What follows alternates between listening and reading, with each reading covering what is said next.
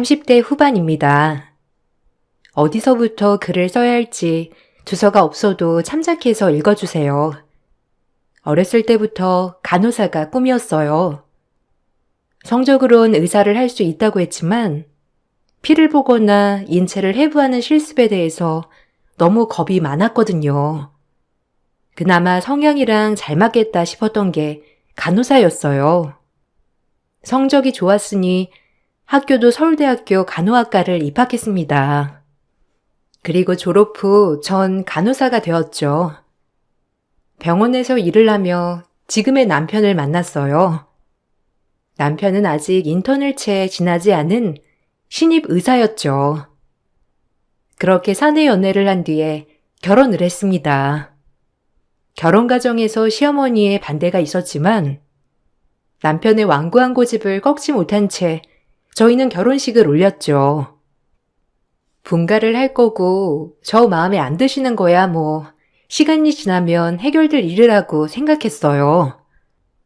살면서 단 한 번도 누구한테 거부당한 일이 없었기 때문에 제가 너무 이 부분을 간단하게 생각했던 것 같기도 하더라고요. 현실은 정말 헬게이트 그 자체였습니다. 어머님은 본인 아들이 의사라는 거에 대한 자부심이 굉장한 분이셨거든요. 전 이 정도일 줄은 몰랐었죠. 그래도 시어머니 자리가 진짜 중요한 법이야. 너야 뭐 워낙 그런 거 신경 안 쓴다고 하지만 내가 먼저 결혼했잖아. 은근 짜증난다니까. 그러니까 최대한 비위 맞춰드려. 그러는 게 집안에 평화가 있는 거야. 내 말 명심해. 알겠지? 너 위에서 하는 말. 알겠다니까. 그렇게 걱정돼? 그래도 주영 씨한테 들어보면 그렇게 무지막지하신 분은 아니니까 너무 걱정 마. 그래도 집안은 너네가 훨씬 좋으니까 시어머니가 뭐라고 하시진 않겠다. 근데 혹시 몰라. 시는 시자야. 알겠지? 우리 집이 뭐 잘 지내보도록 해야지. 주영 씨랑 잘 지내는 것만큼 시댁이랑도 잘 지내야 내 신수가 편하겠지. 어쨌든 충고 고맙다. 친구들조차도 제 걱정을 했지만 별 대수롭지 않게 느꼈습니다. 결혼식을 하는 날 시어머니는 저희 집 쪽을 아예 쳐다도 보지 않으셨다고 하더라고요. 지인들 말에 따르면 결혼식을 시키긴 시키는 거지만 억지로 시키는 느낌이었다고 해요. 그걸 느낀 저희 친정 부모님은 마음이 많이 안 좋았지만 그래도 사돈들 사이니 계속 웃어 보였다고 하고요. 그렇게 결혼식을 마치고 저희는 곧바로 신혼여행을 떠났습니다. 남편과 첫 해외여행으로 정말 들떴었죠. 여행에 도착하자마자 시어머니에게선 전화가 왔고요. 아주 화가 난 목소리로 전화가 온 시어머니 때문에 전 당황스러웠죠. 제가 그렇게 마음에 들지 않아서 뭐 따뜻한 말 한마디를 해준 적은 없지만 이렇게 소리를 지르는 건 그날이 처음이었거든요. 전화 소리로 들으니 더 당황스럽더라고요. 놀랐죠. 도착했니? 내가 전화하기 전에 네가 먼저 전화를 해야 하는 거 아니야? 어쩜 이렇게 배운 게 없니? 기분도 없어가지고. 아, 어머니, 지금 막 전화 드리려고 했어요. 이제 막 짐 풀었거든요. 죄송해요. 먼저 전화 드렸어야 했는데. 걱정 마세요. 참나. 짐 풀기 전에 전화를 하는 게 예의지. 일단 알겠다. 잘 도착했다는 거지? 거기서 뭐 쓸데없는 거 사오지 마. 알겠어? 네. 어머니 결혼식 끝나고 피곤하시진 않으셨어요? 적당히 피로 회복하면 좋았을 텐데. 어쨌든 전화 못 드린 건 죄송해요. 피곤하지? 안 피곤하겠니? 말이 되는 소리를 물어라. 하여튼. 단 하나 마음에 드는 것도 없지? 전화부터 시작해서 뭐든.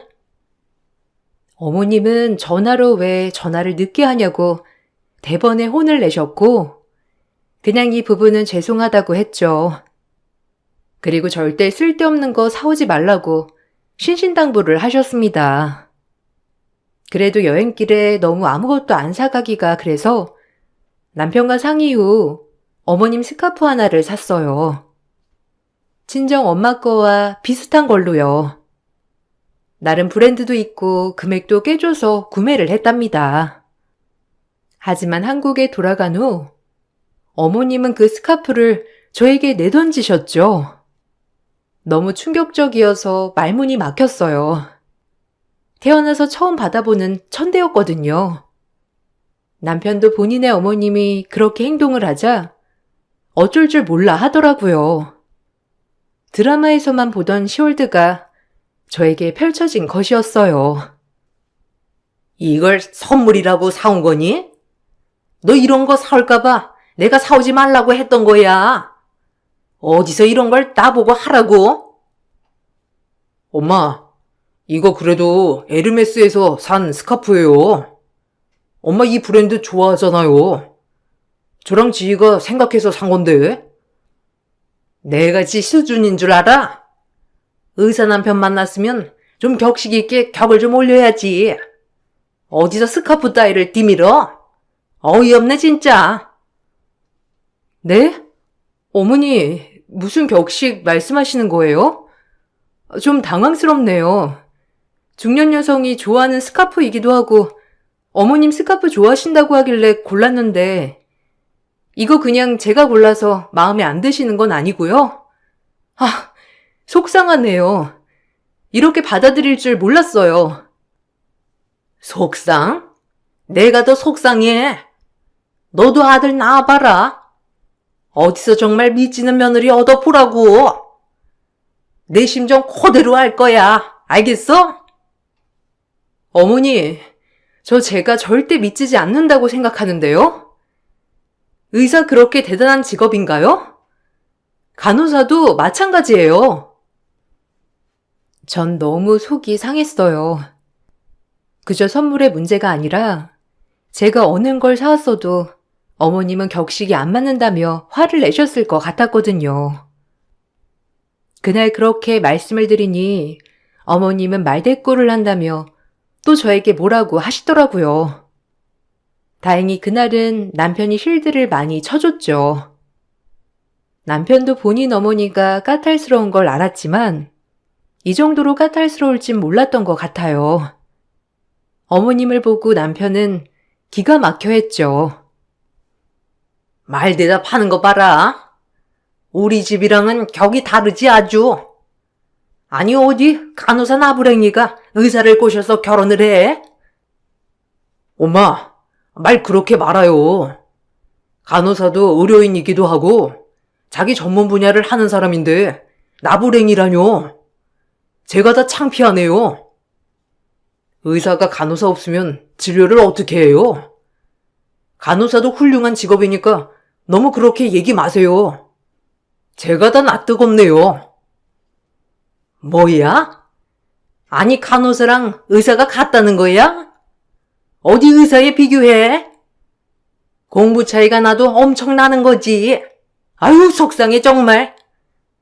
같은 의사 며느리 아니면 선생 며느리 보고 싶었는데 웬 간호사 나부랭이가 며느리로 들어와서 이렇게 심란하게 해? 아유. 어머님, 말씀이 지나치시네요. 저도 저희 부모님께 소중한 딸입니다. 그리고 간호사가 뭐가 어때서요? 진짜 제가 더 당황스러워요. 말씀 가려해 주세요. 저 탐탁치 않으신 거 아는데요. 그래도 사람과 사람은 똑같다고 생각해요. 말조심 좀 해주세요. 아, 똑같다니? 내가 기가 막혀? 예, 어디 가서 물어봐라. 간호사랑 의사랑 같은지. 내 아들은 너한테 오더를 내리는 입장이고 넌 그 오더를 듣는 사람인데 같다고 생각하는 거니? 뻔뻔하니까 우리 아들을 꼬셨겠지. 분수도 모르고. 아휴. 어머니, 그만하세요. 제가 지희 쫓아다닌 거예요. 그러니까 함부로 말씀 안 하셨으면 좋겠어요. 엄마 원래 이런 사람이었어요? 오히려 경력은 지희가 더 많아요. 전 아직 인턴이고 지희는 경력이 오래되어서 제가 모르는 게 더 많단 말이에요. 남편이 어머님께 소리를 지르니 어머님은 놀라신 듯이 쳐다보시곤 아무 말도 없더라고요. 이제서야 헬게이트가 열린 것 같았죠. 그저 마음에 안 드는 정도가 아니라 어머님은 작정한 사람처럼 절 괴롭히려고 했습니다. 거의 제가 나가 떨어지게 말이에요. 어디 가서 못났다는 소리를 한 번도 들은 적이 없어서 이 집에서 당하는 수모는 정말 제 인생의 수치와도 같더군요. 그리고 저희 친정 부모님이 이 부분을 아신다면 정말 속이 상할 것 같더라고요. 결혼을 했으니 제 일은 제가 알아서 해야 한다고 생각했기 때문에 더 이상 말은 하지 않았어요. 그리고 제가 알아서 헤쳐나갈 부분이라고 생각했고요. 시련이 있으면 언젠간 행복도 올 것 같다는 마음으로 버티고 버텼습니다. 그래도 남편이 많은 힘이 되어주었어요. 그나마 버틸 수 있었죠. 엄마가 원래 좀 말을 막 하시는 분은 아닌데 나한테 걸었던 기대가 크셨던 모양이야. 미안하다, 나 때문에. 그러게, 좀 어이가 없어 나도. 어디 가서 못났다는 소리를 한 번도 들어본 적 없는데 자기가 뭐길래 어머님은 저렇게 나를 못마땅해 하실까? 이럴 줄 알았으면 나도 자기랑 결혼하지 않았을 거야. 아무리 잘난 의사라고 해도 난 내 직업에 자부심이 있거든. 알지. 요즘 시대에 무슨 의사라고. 다 네 마음 알아. 우리 엄마가 잘 몰라서 그래. 그러니까 조금만 이해해줘. 화살은 남편에게 쏟아졌죠. 하지만 참 착한 남편은 그마저도 잘 들어주고 달래주었어요. 그래서 남편 때문에 살 수 있었던 것 같아요. 전 지방병원에 근무하고 있었기 때문에 남편도 같은 병원에서 근무를 했어요. 어느 날 시어머님이 병원에 진료를 오시는 날이 있었죠. 나름 시어머니라고 해서 제가 꼼꼼히 신경 써드리고 어머님이 진료보는 소화기 내과에서도 제일 유명한 교수님으로 예약을 신경 썼었어요. 하지만 어머님은 그날 병원에 오시고 저를 본체만 채 하셨답니다. 얼마나 어이가 없던지. 아마 제가 의사 며느리였다면 절대 그러시지 않을 거라는 걸 알고는 있었어요. 그래도 어머니니까 이해하려고 해봤어요. 어머, 어머님 오셨어요? 일찍 오셨네요. 저도 이제 막 퇴근이라 어머님 기다렸다가 같이 식사하고 가도 될 것 같아요. 내가 왜? 아는 척 말아라. 간호사 며느리 둔 거 창피하니까. 주영이는 근무 중이니? 연락도 안 되고 바쁜 것 같던데. 네, 오늘 당직이라 아마 하루 종일 있을 거예요. 병원에 소화기내과 예약해 놨으니까 이리로 가시면 돼요. 그래도 제가 같이 근무했던 교수님이라 잘해주실 거예요. 차근차근 친절하신 분이거든요. 어머니 증상도 어느 정도 말씀드렸고요. 의사 며느리였어 봐. 교수들이 얼마나 진료를 잘해줬을 거야? 에휴, 아들이 의사라서 망정이지. 며느리는 간호사니. 에휴.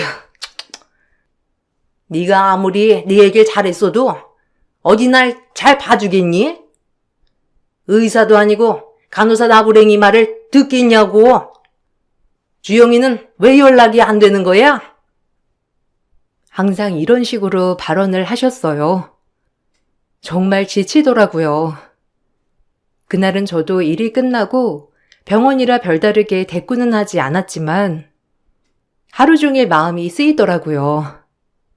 어머님이 진료보는 교수님이랑 같이 일을 했던 적이 있어서 저를 잘 아는 교수님이었어요.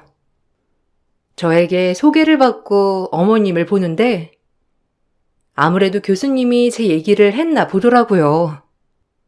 하지만 그 자리에서 어머님은 또다시 제 얘기하는 걸 거부하시고 남편 얘기만 하셨다고 근무하는 간호사가 기뜸해 주더라고요.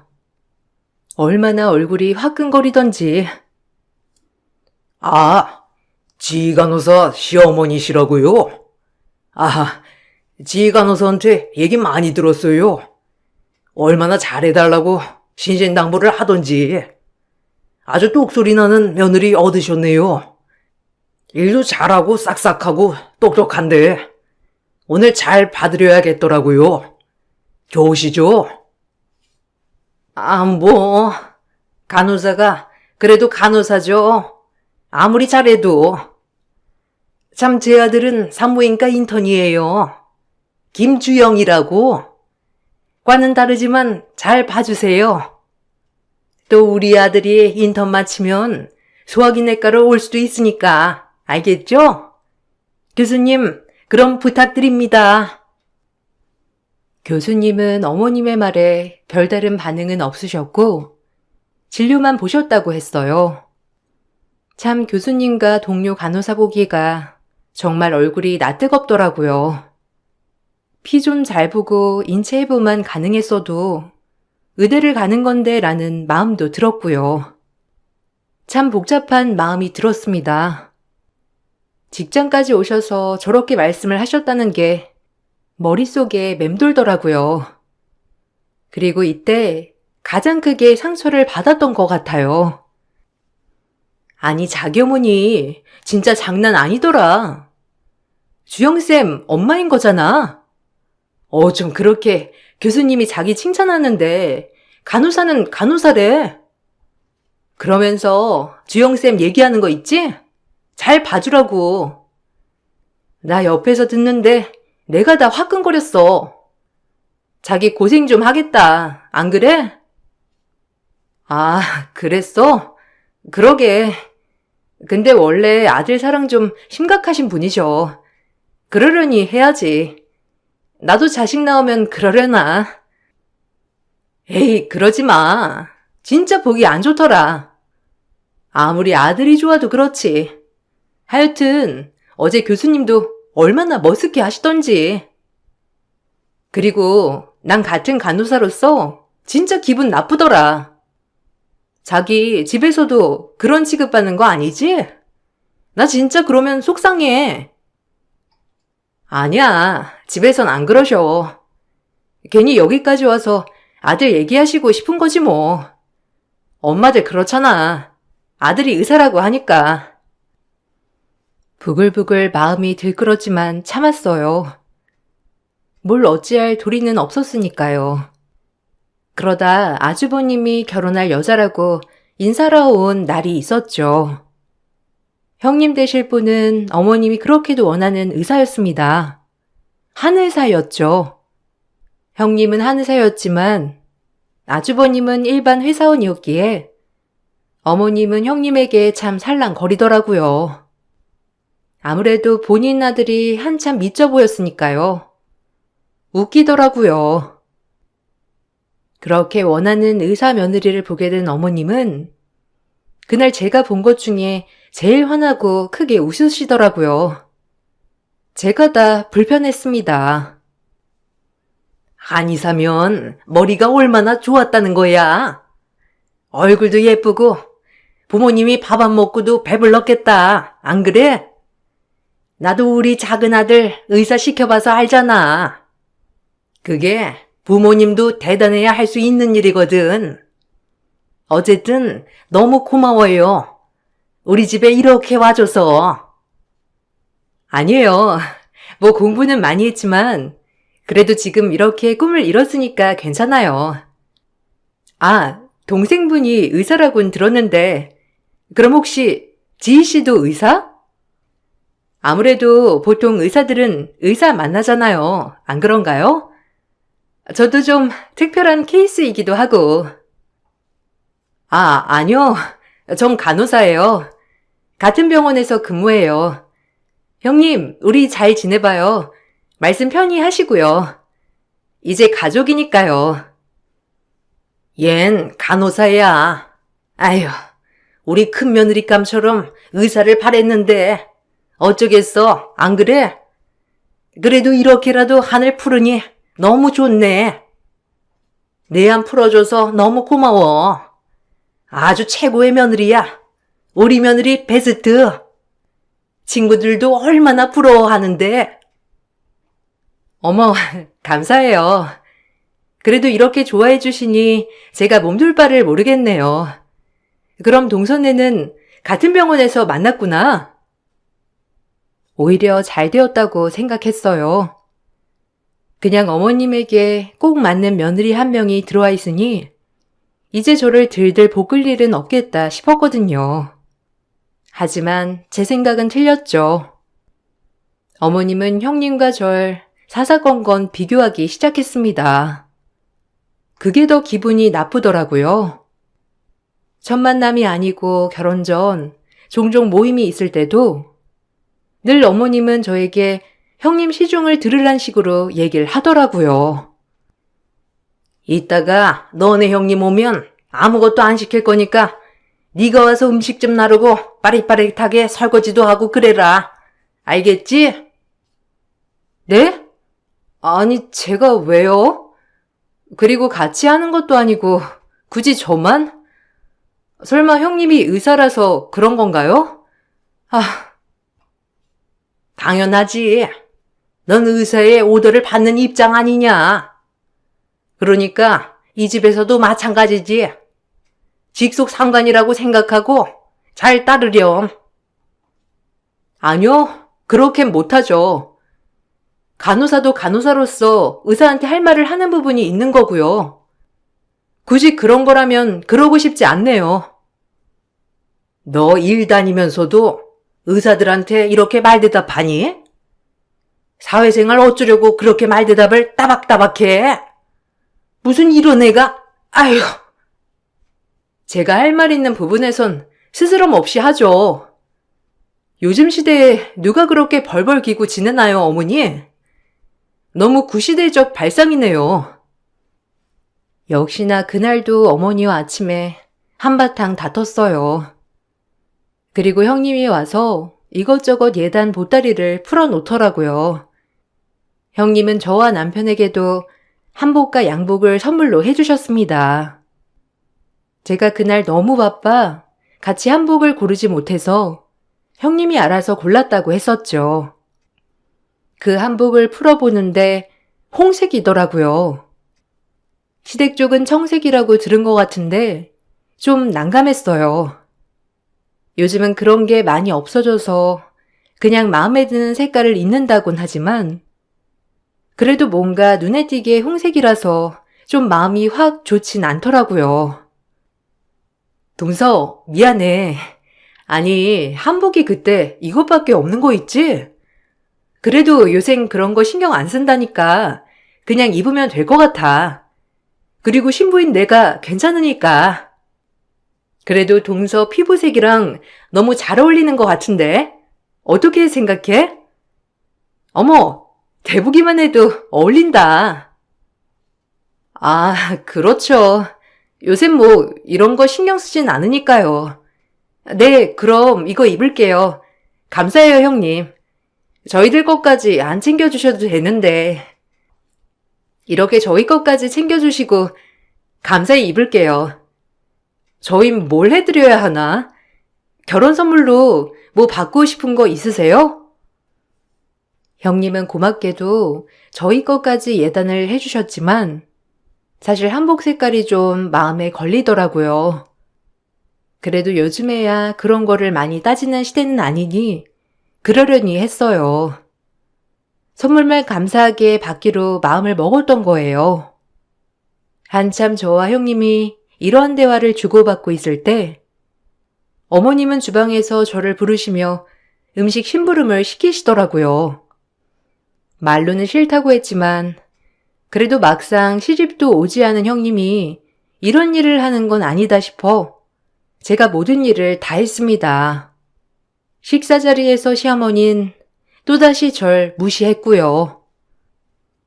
아니 둘째는 간호사라면서 뭐 하나 빠릿빠릿 못하니? 너 병원에서 일은 어떻게 하는 거야? 우리 아들 보러 가끔 병원 가보면 아주 간호사들 바쁘게 움직이던데. 그런 것도 다 눈치가 있어야 하는 거 아니니? 꼭 내가 시켜야 일을 한다니까. 에이, 뭐 요새 사람들 집안일 어디 하나요? 동서도 그렇겠죠. 아마 일은 잘하는데 집안일이 서툴러서 그럴 거예요. 아유, 넌 어쩜 말도 그렇게 예쁘게 하니? 내가 우리 친구들한테 자랑했잖아. 큰며느리 한의사라고. 얼마나 부러워하던지. 우리 나이 때 한의원 안 다니는 친구가 없거든. 내가 우리 큰며느리랑 작은아들 때문에 이렇게 기펴고 산다. 보기만 해도 좋아. 엄마가 그렇게 말하면 지가 뭐가 돼? 말 좀 가려 해줘요. 형수님 뭐 대단한 건 알겠는데 그래도 그렇게 말하는 건 좀... 어머머, 그냥 사실을 얘기한 건데 뭘 퍼럭하니? 네가 얼마나 주영이를 쥐잡듯 잡으면 이렇게 얘가 무슨 말만 하면 대들어 대들길. 이래서 며느리를 잘 들어와야 한다고? 얘 들어오고 우리 주영이가 나한테 참 쌀쌀 맞잖아. 아유, 속상해. 어머님은 그 자리에서 눈물을 흘리시더라고요. 전 아무 말도 안 했지만 결국은 저 때문에 우시는 거라고 했죠. 어머님이 저렇게 서럽게 우시니 형님도 당황하고 저 역시도 어찌해야 할 바를 모르고 있던 그때 결국 남편은 어머님한테 사과를 하더라고요. 알겠어요, 엄마. 그만해. 내가 사과할게. 그냥 내 말은 그런 뜻이 아니라 지 입장도 좀 생각하면서 말하라는 거지. 그래, 장가 가서 이제 네 마누라밖에 모른다 이거지? 내가 널 어떻게 공부시켰는데? 아유, 저런 간호사 나부랭이한테. 어머니, 나부랭이라뇨. 저 진짜 아까부터 계속 참았거든요? 아니 그럼 애초에 강력하게 결혼을 반대하시지. 이렇게 결혼까지 시키고 괴롭히는 건 뭔데요? 저도 더 이상 못 참겠네요. 여기 의사 며느리 보셨으니 이제 전 안 봐도 되겠죠? 어머, 이해가? 말이라고 막 하네 아주. 그래, 뭐 안 보면 어쩔 건데? 절연이라도 하겠다는 거야? 너 안 보면 나야 속 편해. 전 이 말을 끝으로 시댁을 나섰어요. 남편은 절 헐레벌떡 따라왔고 더 이상 시어머니와 엮이면 안 될 것 같은 생각이 들더라고요. 이젠 정말로 시댁과 손절을 해야겠다 싶었죠. 아주버님 결혼식도 가고 싶지 않았지만 형님이 주신 선물 때문에 안 갈 순 없었어요. 마지막으로 가족 행사만 참여하고 시댁이랑은 손절을 할 각오였습니다. 그렇게 형님이 해주신 한복을 입고 등장을 했어요. 남편이 식시간 착각으로 저희는 좀 늦게 식장에 도착했죠. 오히려 어머니와 덜 마주칠 수 있겠다 싶었고 그렇게 마련된 저희 자리에 가서 앉으며 결혼식을 보고 있었죠. 뒤늦게 온 저희를 발견한 시어머니는 일어나서 저를 냅다 쥐어박더라고요. 아유, 정색 한복을 입고 와야지. 홍색이 뭐냐? 한복도 꼬락서니 하고는. 이거 어쩜 이렇게 무식해? 모르면 물어라도 보던가. 아야, 어머니! 이거 형님이 해다 준 예단이에요. 요새 한복 색깔 누가 그렇게 따져 입나요? 혼주도 아니고. 참나. 뭐야? 하여간 하나부터 열까지 마음에 안 든다 정말. 아무리 요새 따지는 시기가 아니라도 그렇지. 에휴. 그렇게 시어머니와 신랑이를 버리고 있을 때였어요. 한참 결혼식에 덕담사를 하던 안사돈이 절 향해 큰절을 하는 거 아니겠어요? 알고 보니 저희 집에서 절 아껴주시던 유모시더라고요. 전 너무 놀라 입을 다물지 못했어요. 시어머니도 이게 무슨 상황인가 지켜보다 저에게 꼬치꼬치 물어보더라고요. 그리고 전 이 상황에 대해서 시어머니에게 설명을 했죠. 그리고 시어머니는 너무 놀라 그 자리에서 발작 아닌 발작을 일으키더라고요. 어찌나 고소하던지 10년 묵은 채증이 내려가는 것만 같았습니다. 아니, 안사돈께서 왜 너한테, 왜? 너 같은 애한테 왜 그러는 거야? 자기들은 훌륭한 의사인데, 말을 해봐, 어서! 간호사 나부랭이지만 집에서는 공주님이거든요. 안사돈 어른께서 제 유모셨네요. 어렸을 때부터 고등학교까지. 저희 집이 병원장 집인 건 아시죠? 하긴 제가 말을 안 해서 몰랐겠지만요. 저희 아빠, 할아버지 두 분 다 의사세요. 지방의 작은 종합병원이지만 그래도 아버지가 물려받아서 원장 자리 하고 있고요. 뭐 여유롭게 살고 있죠. 의사 참 그게 뭐라고. 어머님은 그렇게 의사한테 목을 매세요? 굳이 저희 집 얘기를 안 한 건 전 저고 저희 집은 저희 집이니까 안 한 거고요. 결혼할 때 지원 하나 받지 않았어요. 그동안 이렇게 잘 키워주신 것만으로도 감사하니까요. 왜요? 제가 다르게 보여요? 아니, 그렇게 중요한 얘기를 왜 안 해? 아니, 너네 부모님도 웃긴다. 어쩜 그런 걸 한 번도 얘기를 안 해? 주영이 너도 알고 있었니? 너마저도 엄마한테 이런 얘기를 안 해준 거야? 우리 이따 집에 가서 다시 얘기 좀 하자. 풀어야 할 것도 있고. 전 풀어야 할 거 없어요. 오늘이 마지막이거든요. 저랑 주영 씨 다신 볼 생각 마세요. 참 돈으로 사람을 저울질하는 것도 웃기네요. 일단 결혼식장이라 더 이상 말은 하지 않았어요. 결혼식이 끝나고 안사돈 어른께서 절 찾아와 참 고맙다고 하더라고요. 저의 유모 아주머니가 이렇게 저와 또 엮이게 될 줄은 몰라서 그랬는지 진짜 놀라긴 했었죠. 고맙기도 했었고요. 그래도 저희 집안과 엄청 잘 지냈던 분이라 저희 아빠가 유모 아주머니 자녀들을 많이 후원해 주기도 했었어요. 그래서 그렇게 저를 보고 참 반가워했던 거고요. 저도 저의 형님이 유모 아주머니의 딸이란 얘기를 듣고 유모 아주머니 닮아 성품이 좋겠구나 싶더라고요. 이런 형님이 이 집에 시집와서 의사랍시고 이리저리 휘둘릴 생각을 하니 좀 화가 나기도 하더라고요. 어머, 아가씨.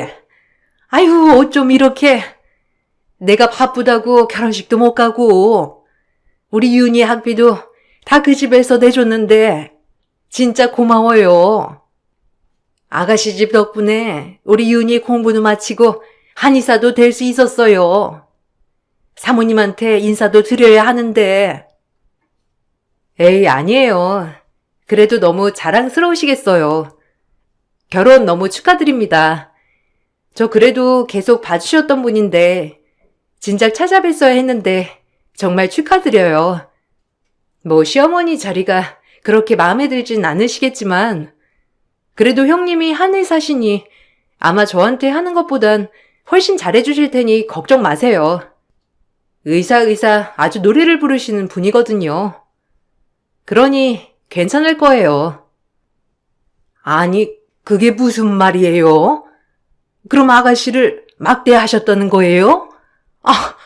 참 기가 막혀. 요즘 세상이 어느 세상인데? 그러게요.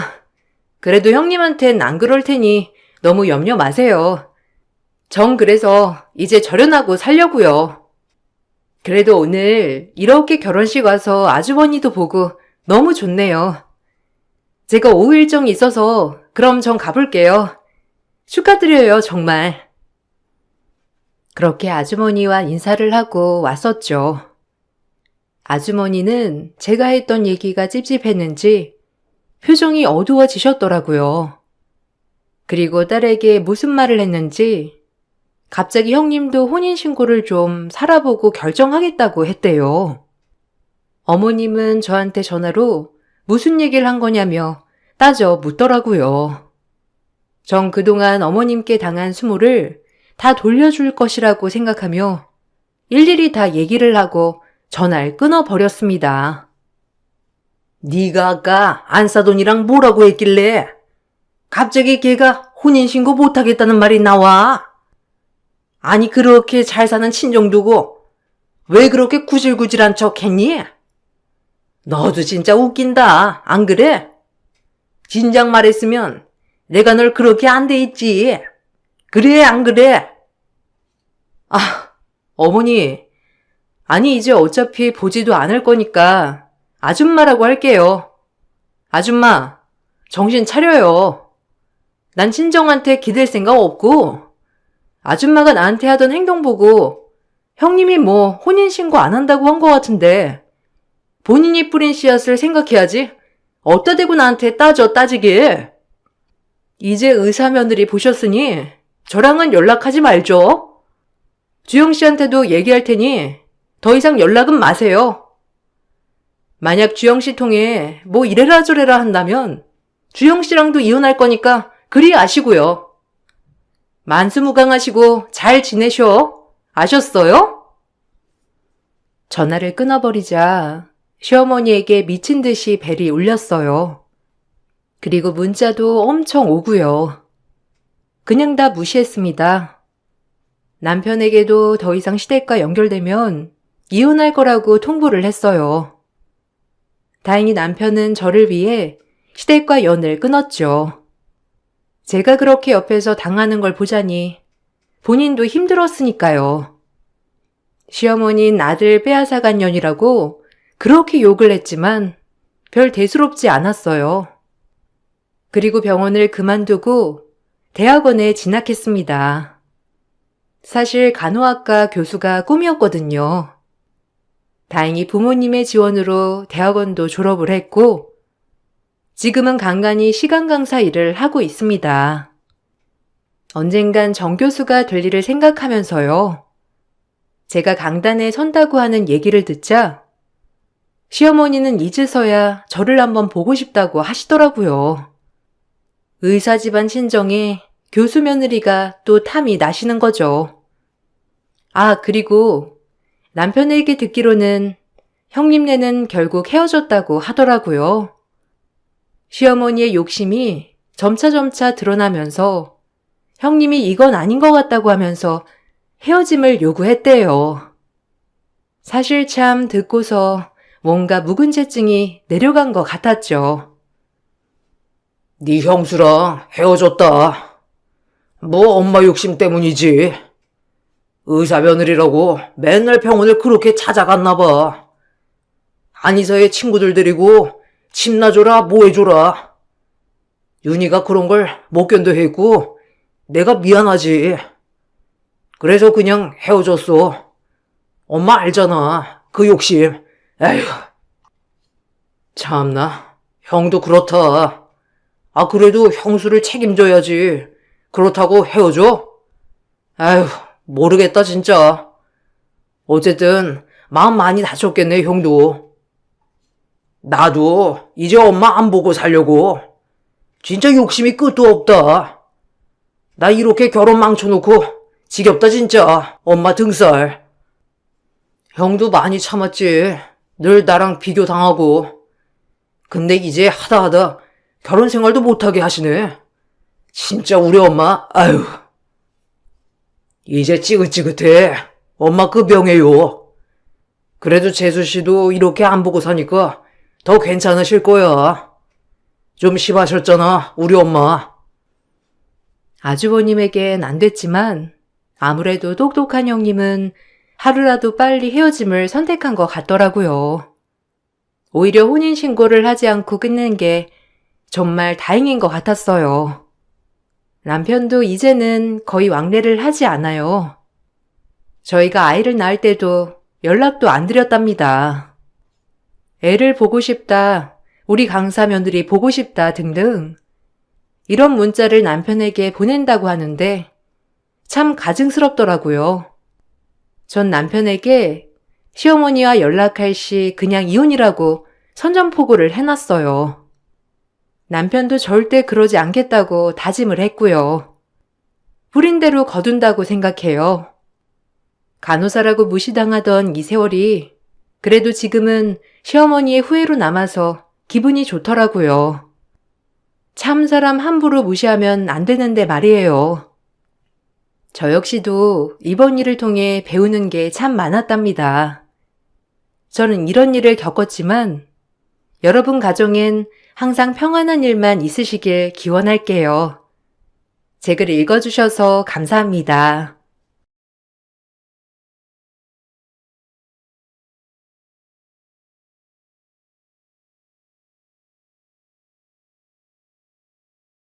안녕하세요.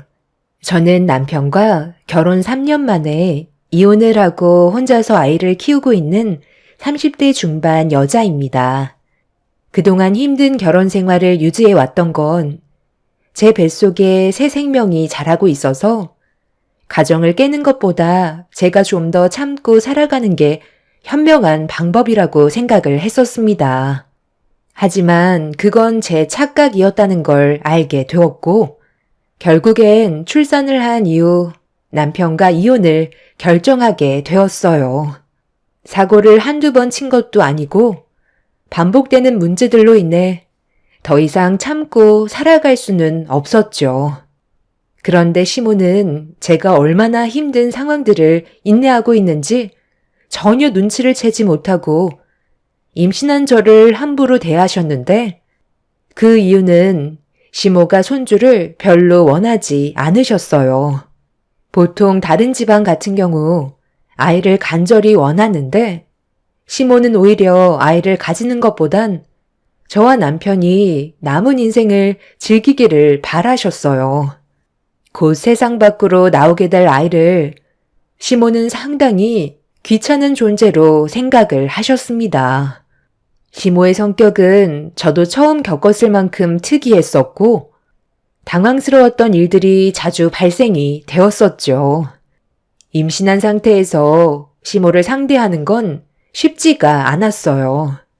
저는 최대한 심적 안정을 취하기 위해 노력했었지만 시모는 그런 제 마음도 전혀 알아주지 못한 채 뱃속에 있는 아이가 세상 밖으로 나오는 순간 자유는 없는 거라고 남은 인생을 애만 키우다 세상을 떠나게 될 거라면서 저를 한심하게 바라보셨죠.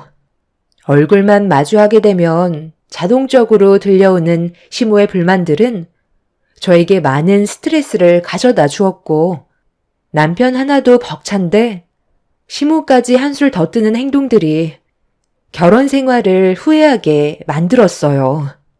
앞으로의 미래가 어떻게 펼쳐지게 될지 눈앞에 훤하게 보이는 날들이 막막했던 저는 남편에게 앞으로 어떻게 하면 좋을지 제대로 된 계획을 세워주길 부탁했어요. 그냥 흘러가는 대로 살아가는 것 같아 남편한테 저와 아이의 인생을 맡기는 게 너무 불안하기만 했었죠. 남편은 시간이 알아서 해결해 줄 거라며 믿음이 가지 않는 모습을 보여주었어요. 결국 임신한 상태에서 화를 내고 말았습니다. 언제까지 이렇게 살아야 하는 건데? 당신의 그 무책임한 행동들 때문에 내가 얼마나 스트레스를 받고 있는지 알아?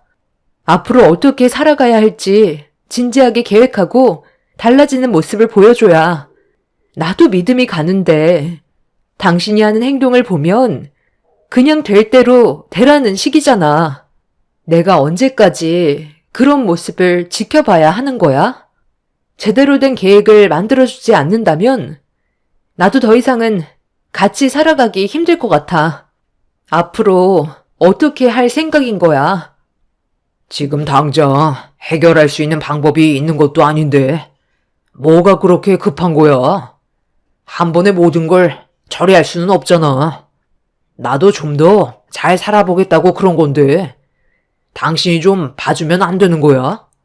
그냥 나를 믿고 따라와주면 알아서 해결될 문제를 왜 못 기다려서 사람을 미치게 만드는 건데, 당신이 닥달하면 나도 힘이 든다고. 당신 말 정말 웃기게 한다.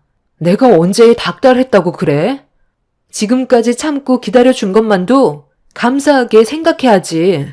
어쩜 당신이나 어머님이나 항상 매사에 계획도 없고 불평불만에 사람을 지치게 만들어? 며칠 전에 어머님 집에 왔다 가셨어. 나보고 뭐라고 하셨는지 알아? 출산하자마자 바로 일자리 알아보라고 하시더라. 우리 집안이 지금 어떤 상황인지 전혀 모르시니까 용돈이 줄어든 부분에 대해서 파악을 못하고 계시지. 그렇다고 당신이 이 집을 홀라당 해먹었다고 말할 수는 없는 거잖아. 언제까지 비밀을 유지할 수 있을 거라 생각하는데. 용돈 좀 올려달라고 내 얼굴만 보면 돈 얘기만 하고 있다고. 내가 조만간 알아서 할 테니까 엄마한테는 절대로 말하지 마. 아빠 귀에 들어가는 순간 내 목숨은 날아가는 거라고. 나도 왜 일이 이렇게 됐는지 모르겠다. 어머님한테 매번 털리는 것도 이제 지친다고. 내 얼굴만 보면 아이 가졌다고 얼마나 뭐라고 하시는 줄 알아? 아이 가지는 것도 허락받아야 되는 건 아니잖아.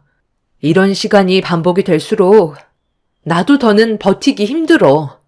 집안의 가장이니까 더 많은 돈을 벌기 위해 노력한다는 건 나도 잘 알아. 하지만 전 재산을 털어서 투자를 하는 건 잘못된 생각이었고, 나와 한마디 상의도 없이 이런 큰일을 당신 혼자 결정했다는 건 내 입장에 대해서는 조금도 생각하지 않았다는 거잖아. 집안 곳곳에 붙어있는 압류 스티커 어떻게 할 거야? 어머님이 저거 보시는 순간 뒷목 잡고 쓰러지시는 건 당연한 거라고. 그럼 또 내 탓으로 돌리시겠지. 나도 정말 일이 이렇게까지 커질지 몰랐는데, 많은 돈을 벌 수 있다는 말에 딱 한 번만 크게 투자하고 빠지려고 했지. 인생은 한 방이잖아. 당신이 말하는 그 한 방 때문에 우리 모두 길거리에 나앉게 생겼다고. 앞으로 어떻게 살아가야 할지 너무 막막해. 이대로 가다간 얼마 못 버틴다니까. 그럼 당신이 부업이라도 좀 하면 안 돼? 배가 불렀으니 밖에서 일을 하기에는 무리가 있을 것 같으니까 집에서 손부업 같은 거라도 하면 좋을 텐데. 당신은 나에 대해 전혀 관심이 없구나. 내 손 안 보여? 이게 여자 손이야? 전부 다 갈라지고 터질 정도로 매일 부업을 하고 있잖아. 하루 종일 작은 방에 틀어박혀서 허리 한번 제대로 펴지 못한 채 몇 분 벌어보겠다고 부업하는 게 얼마나 힘든지 알아? 당신이 벌어오는 돈은 전부 빚 갚는 데 나가고, 내가 부업으로 버는 돈은 전부 생활비로 나가고 있는데 어떻게 부업을 하고 있는 것도 모를 수가 있어? 당신이 이렇게까지 나한테 무관심할 거라곤 상상조차 못했다. 저는 더 이상 남편과 대화조차 섞고 싶지 않아 방으로 들어와 버렸어요. 남편 하나 잘못 만나 힘들어진 인생 전부 제 탓이긴 하지만 모든 상황들을 다시 바로잡기 위해 힘겹게 발버둥 치고 있는데 남편은 노력하고 있는 저에게는 관심조차 없었어요. 퇴근하면 하는 일이 맨날 핸드폰만 바라보고 있으니 제가 부업을 하고 있는지 손이 만신창이가 되어가고 있는데도 전혀 신경 쓰지 않고 있었습니다. 저 몰래 전 재산 털어서 저는 전혀 알지도 못하는 코인이라는 거에 투자를 했다가 전부 탕진을 해버렸고, 빚만 잔뜩 있는 상태로 접어들었으면 정신을 차리고 숨은 쉴 수 있게 만들어줘야 하는데, 인생은 한 방이라면서 또다시 무언가를 저지르려고 계획하고 있는 모습에 앞으로 남은 인생을 남편만 바라보고 의지할 수 있을지 너무 걱정이 되었었죠. 이런 안 좋은 상황 속에 시모까지 거들고 있어서 제 인내심에도 한계가 느껴지고 있었어요. 언제까지 제가 남편이 집을 홀라당 날려먹었다고 말을 하지 않고 버틸 수 있을지, 그것도 알지 못하는 상태에서 매일같이 불안함을 가지고 있는데, 곧 태어나게 될 뱃속의 아이가 저 때문에 온갖 스트레스만 받고 세상 밖으로 나오게 될까봐 너무 걱정이 많았습니다. 그렇게 하루하루를 버틴다 생각하며 살아오고 있었는데, 어느 날 시모가 경매로 넘어간 저희 집에 오신다는 연락을 주셨어요. 너무 갑작스럽게 일어난 일이라 당황스러웠고 어떻게 해야 할지 몰라 발만 구르고 있었죠. 이 사실을 서둘러 남편한테 알려 도움을 요청하자 남편도 많이 놀랐는지 자기가 알아서 처리하겠다며 시모에게 전화를 했어요. 그런데 시모도 한 번 내린 결정을 번복하는 일은 거의 없어서 남편이 말렸는데도 무조건 저희 집에 오실 생각을 가지고 계셨어요.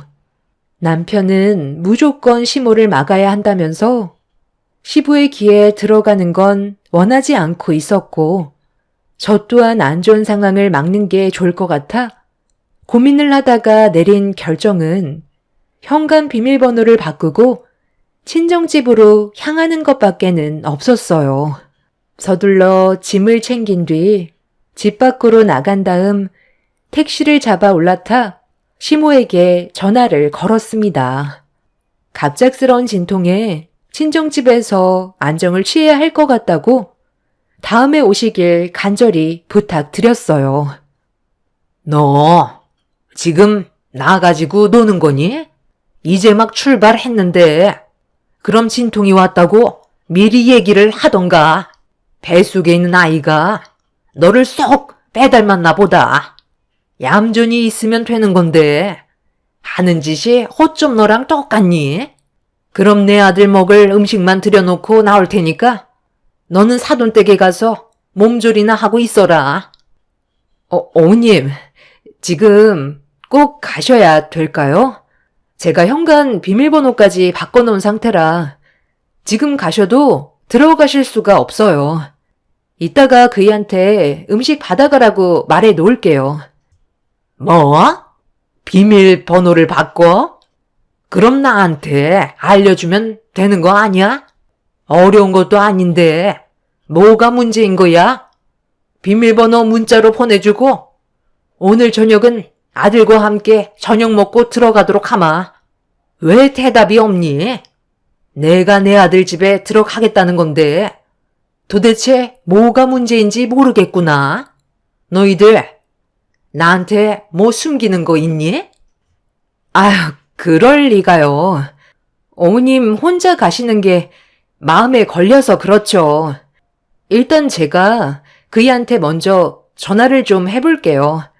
바로 어머님한테 그이가 연락을 줄 거예요. 시모는 제가 비밀번호를 알려주지 않는 거에 대해 불만을 쏟아내었지만 저도 시부모님이 안 좋은 소식을 듣게 하고 싶지 않아 최대한 막으려고 노력했어요. 저는 곧바로 남편한테 전화를 걸어 상황 설명을 이어나갔고 남편은 시모에게 전화를 해서 직접 만나 음식을 받아가는 게 최선의 방법인 것 같다는 의견을 주었어요. 그렇게 한 번의 위기를 겨우 넘길 수는 있었지만 언제 또 무슨 일이 벌어질지 몰라 마음을 졸이며 생활을 하고 있었습니다. 남편과 저는 시부의 귀에 들어가지 않게 하기 위해 최대한 조심했어요. 남편이 집을 날려먹었다는 걸 알게 되시는 순간 집안은 폭풍이 휘몰아칠 테고 뼈도 못 추리게 될 게 뻔하기 때문에 더 큰 일이 오기 전에 저희 부부가 사전에 모든 걸 막아야만 했었습니다. 남편은 이대로 방치하다가는 결국 걸리게 될 거라고 생각을 했는지 원래 해서는 안 될 행동이었지만 남편은 중간에서 시모에게 음식을 받아 집으로 들어간 뒤 압류 스티커를 전부 다 뒤로 숨겨놨었어요. 처벌을 받을 수 있다는 걸 알면서도 시부모님이 알지 못하게 조치를 취해 놨었죠. 그렇게 매일 불안한 상황 속에서 지내다 보니 제 몸에도 문제가 생겼고 출산 예정일보다 좀 더 일찍 출산을 하고 말았습니다. 정말 다행이었던 건 주기를 다 채우지 않고 아이가 세상 밖으로 나왔는데도 건강 상태는 나쁘지 않아 관리만 잘해주면 큰 문제는 없었어요. 저는 부모님 집에서 일주일 정도 몸조리를 한 뒤에 부모님의 도움을 받아 집으로 돌아갈 수 있었습니다. 부모님께서도 사업을 하시기 때문에 시간을 계속 뺄 수가 없는 상황이라 부모님 집에서 계속 지내는 것도 한계가 있었어요. 부모님께서도 집이 경매로 넘어간 건 모르고 계셔서 남편과 제가 잘 지내고 있는 줄로만 알고 있었죠. 남편은 시모가 저희 집에 한번 오시려고 했었을 때 불안함을 많이 느꼈는지 경매를 취소하기 위해 퇴근을 한 뒤에 대리운전까지 뛰며 당장이 급한 불부터 끄기 위해 노력을 하고 있었습니다. 발등에 불이 떨어지고 나서야 남편이 정신을 차린 것 같아 한 고기만 넘기면 숨통이 트일 줄 알았어요.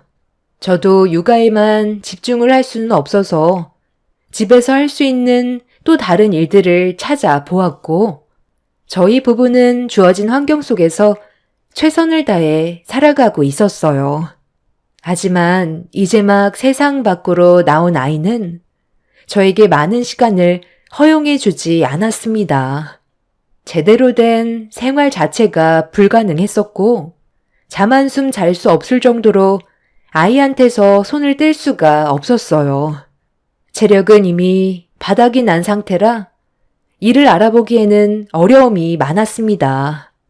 여러 가지로 힘겨운 날들이 계속해서 이어져 가고 있던 어느 날, 평소에는 집에 오시기 전에 항상 연락을 주셨는데, 그날은 저에게 전화 한 통 없이 오셔서 아무런 준비도 없이 문을 열어드려야만 했어요.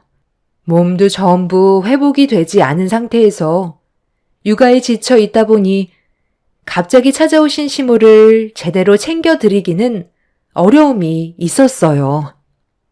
너 아주 반쪽이 됐구나. 내가 뭐라고 그랬어? 아이를 가지는 순간부턴 인생을 말아먹는다고 했었지? 이제야 내 말에 조금은 공감이 가니? 힘들기는 하지만 그래도 웃는 날이 더 많은 것 같아요. 저는 아이를 가진 거에 대해 후회를 해본 적이 없어요. 그런데 무슨 일 때문에 오신 거예요?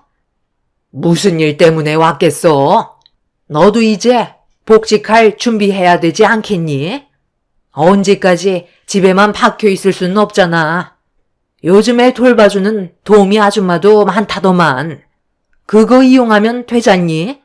사돈댁 분들은 사업을 하시니 시간이 나질 않고 나도 이 나이 먹고 애 봐줄 생각 전혀 없으니까 서둘러 도우미 좀 알아봐라.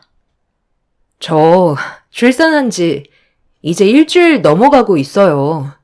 몸도 회복이 아직 덜 됐는데 복직이라는 건 무리가 있는 것 같아요. 아이가 우선이지 일이 우선은 아니잖아요. 돈이 부족해서 그래. 내 아들이 요즘 용돈까지 끊어버렸는데 이유는 말도 안 해주고 아이한테 들어갈 돈이 많다는 말만 하는데 그건 핑계인 것 같고 도대체 왜 내 용돈을 끊어버린 거야? 줄이는 것도 아니고 아이의 돈줄을 끊는 건 너무하다고 생각되지 않니? 내가 용돈을 다시 받으려면 네가 복직하는 수밖에 없지. 당분간 일할 생각은 없어요. 지금 시기에는 아이한테만 집중을 하고 싶어요. 아버님께서 일하시는데 직접 달라고 하시는 건 안 되는 거예요? 아유, 그 꽉 막힌 인간이 나한테 용돈을 주겠니? 세상 떠나기 전까지 절대로 자기 지갑 열지 않을 사람이다. 생활비 빼곤 용돈은 아예 주지도 않는다고. 너희 무슨 일 있는 건 아니지? 갑자기 돈을 주기 힘들다고 하면 내가 얼마나 당황스럽겠니? 사야 할 것도 많은데 언제까지 입만 벌리고 기다릴 수는 없잖아. 요즘 돈 나갈 때도 많고 아이 용품도 사야 해서 그이가 좀 많이 예민해졌나 봐요. 제가 나중에 한번 얘기해 볼게요. 오늘 식사하고 들어가실 거예요? 그럼 당연하지. 여기까지 왔는데 그냥 가라는 건 아니지. 나가서 외식을 하던지 아니면 저녁상 좀 차려봐라. 곧 내 아들 퇴근할 텐데 같이 저녁 먹으면 좋잖니? 시모는 남편이 대리운전을 하고 있다는 걸 전혀 모르고 있었기 때문에 퇴근하면 집으로 곧장 오는 줄 알고 있었어요. 저는 잠깐만 통화 좀 하겠다면서 남편한테 전화를 걸었고 현재의 상황을 알린 뒤 어떻게 하면 좋겠냐고 의견을 물어보자 남편은 시모를 그냥 돌려보내라는 말만 하고 전화를 끊어버렸어요. 그 순간 짜증이 확 올라왔지만 최대한 감정을 억누른 채 다시 거실로 나와 시모에게 최대한 좋게 설명을 드리려고 하는 순간 시모의 손에 압류 스티커가 쥐어져 있었어요.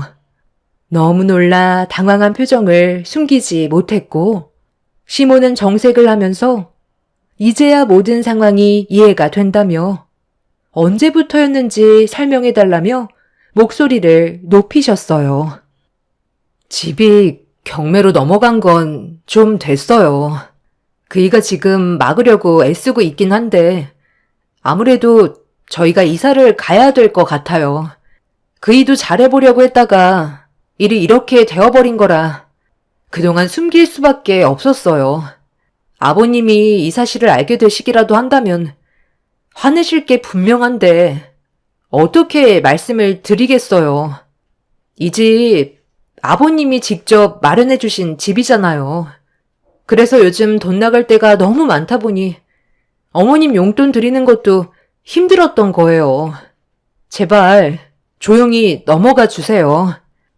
지금 이 상황이 얼마나 심각한지 모르는 거야? 너희 시아버지가 이 사실을 알면 승재는 뼈도 못 추린다고. 너는 이렇게까지 될 동안 뭘 하고 있었던 거야? 저도 전혀 알지 못하고 있다가 뒤늦게 알았어요. 저도 어느 정도 몸도 회복하고 아이도 어린이집 보낼 수 있을 정도가 되면 그때 일자리 알아볼 거니까 너무 걱정하지 마세요. 일단 경매 취소부터 하려고 그이도 퇴근하자마자 대리운전을 뛰고 있거든요. 저도 조금이라도 도움이 되려고 틈틈이 부업도 하고 있어요. 그래서 나를 계속 집에 들어오지 못하게 했던 거구만. 어쩐지 뭔가 이상하다 했었다. TV에 이상한 스티커가 뒤에 붙어 있길래 생각 없이 떼봤는데 압류 스티커라니. 아무리 생각이 없어도 그렇지 상황이 이렇게까지 오기 전에 몰랐다고? 네가 얼마나 내 아들한테 관심이 없었으면 이 지경이 될 때까지 몰랐다는 게 말이 되니? 안 되겠다. 너 내일부터 당장 일자리 알아봐라. 한 푼이 아쉬운 상황에서 태평하게 애나 보고 있으면 되겠니? 내일 바로 복직하고 퇴근하면 내 아들처럼 대리운전을 하던 돈 되는 일은 전부 다 찾아서 하루빨리 이 상황을 진정시켜라. 조만간 너희 시아버지가 어떻게 살고 있는지 궁금해서 온다고 했는데 너는 생각이 전혀 없는 거야? 갓 태어난 아이도 어린이집에 맡길 수 있으니까 내 말에 토달지 말고 그냥 시키는 대로 해라. 찬밥 더운 밥 가릴 처지니? 어머님, 아이가 태어난 지 이제 일주일 넘었는데 어린이집에 맡기는 건 문제가 있어요. 저도 아직까지 몸도 전혀 회복이 되지 않았고요. 시간이 아직 필요해요. 시모는 제 말이 끝나자마자 토달지 말라고 했는데 말대꾸했다고 화를 내셨어요. 몸이 온전치 못한 상태에서 일을 할 수는 없었기 때문에 솔직하게 말씀을 드린 건데 시모는 제 입장에 대해서는 전혀 알아주려 하지 않았습니다. 그런데 시모가 시키는 대로 제가 움직이려 하지 않자 화가 나셨는지 갑자기 저를 끌고 집 밖으로 내치셨어요.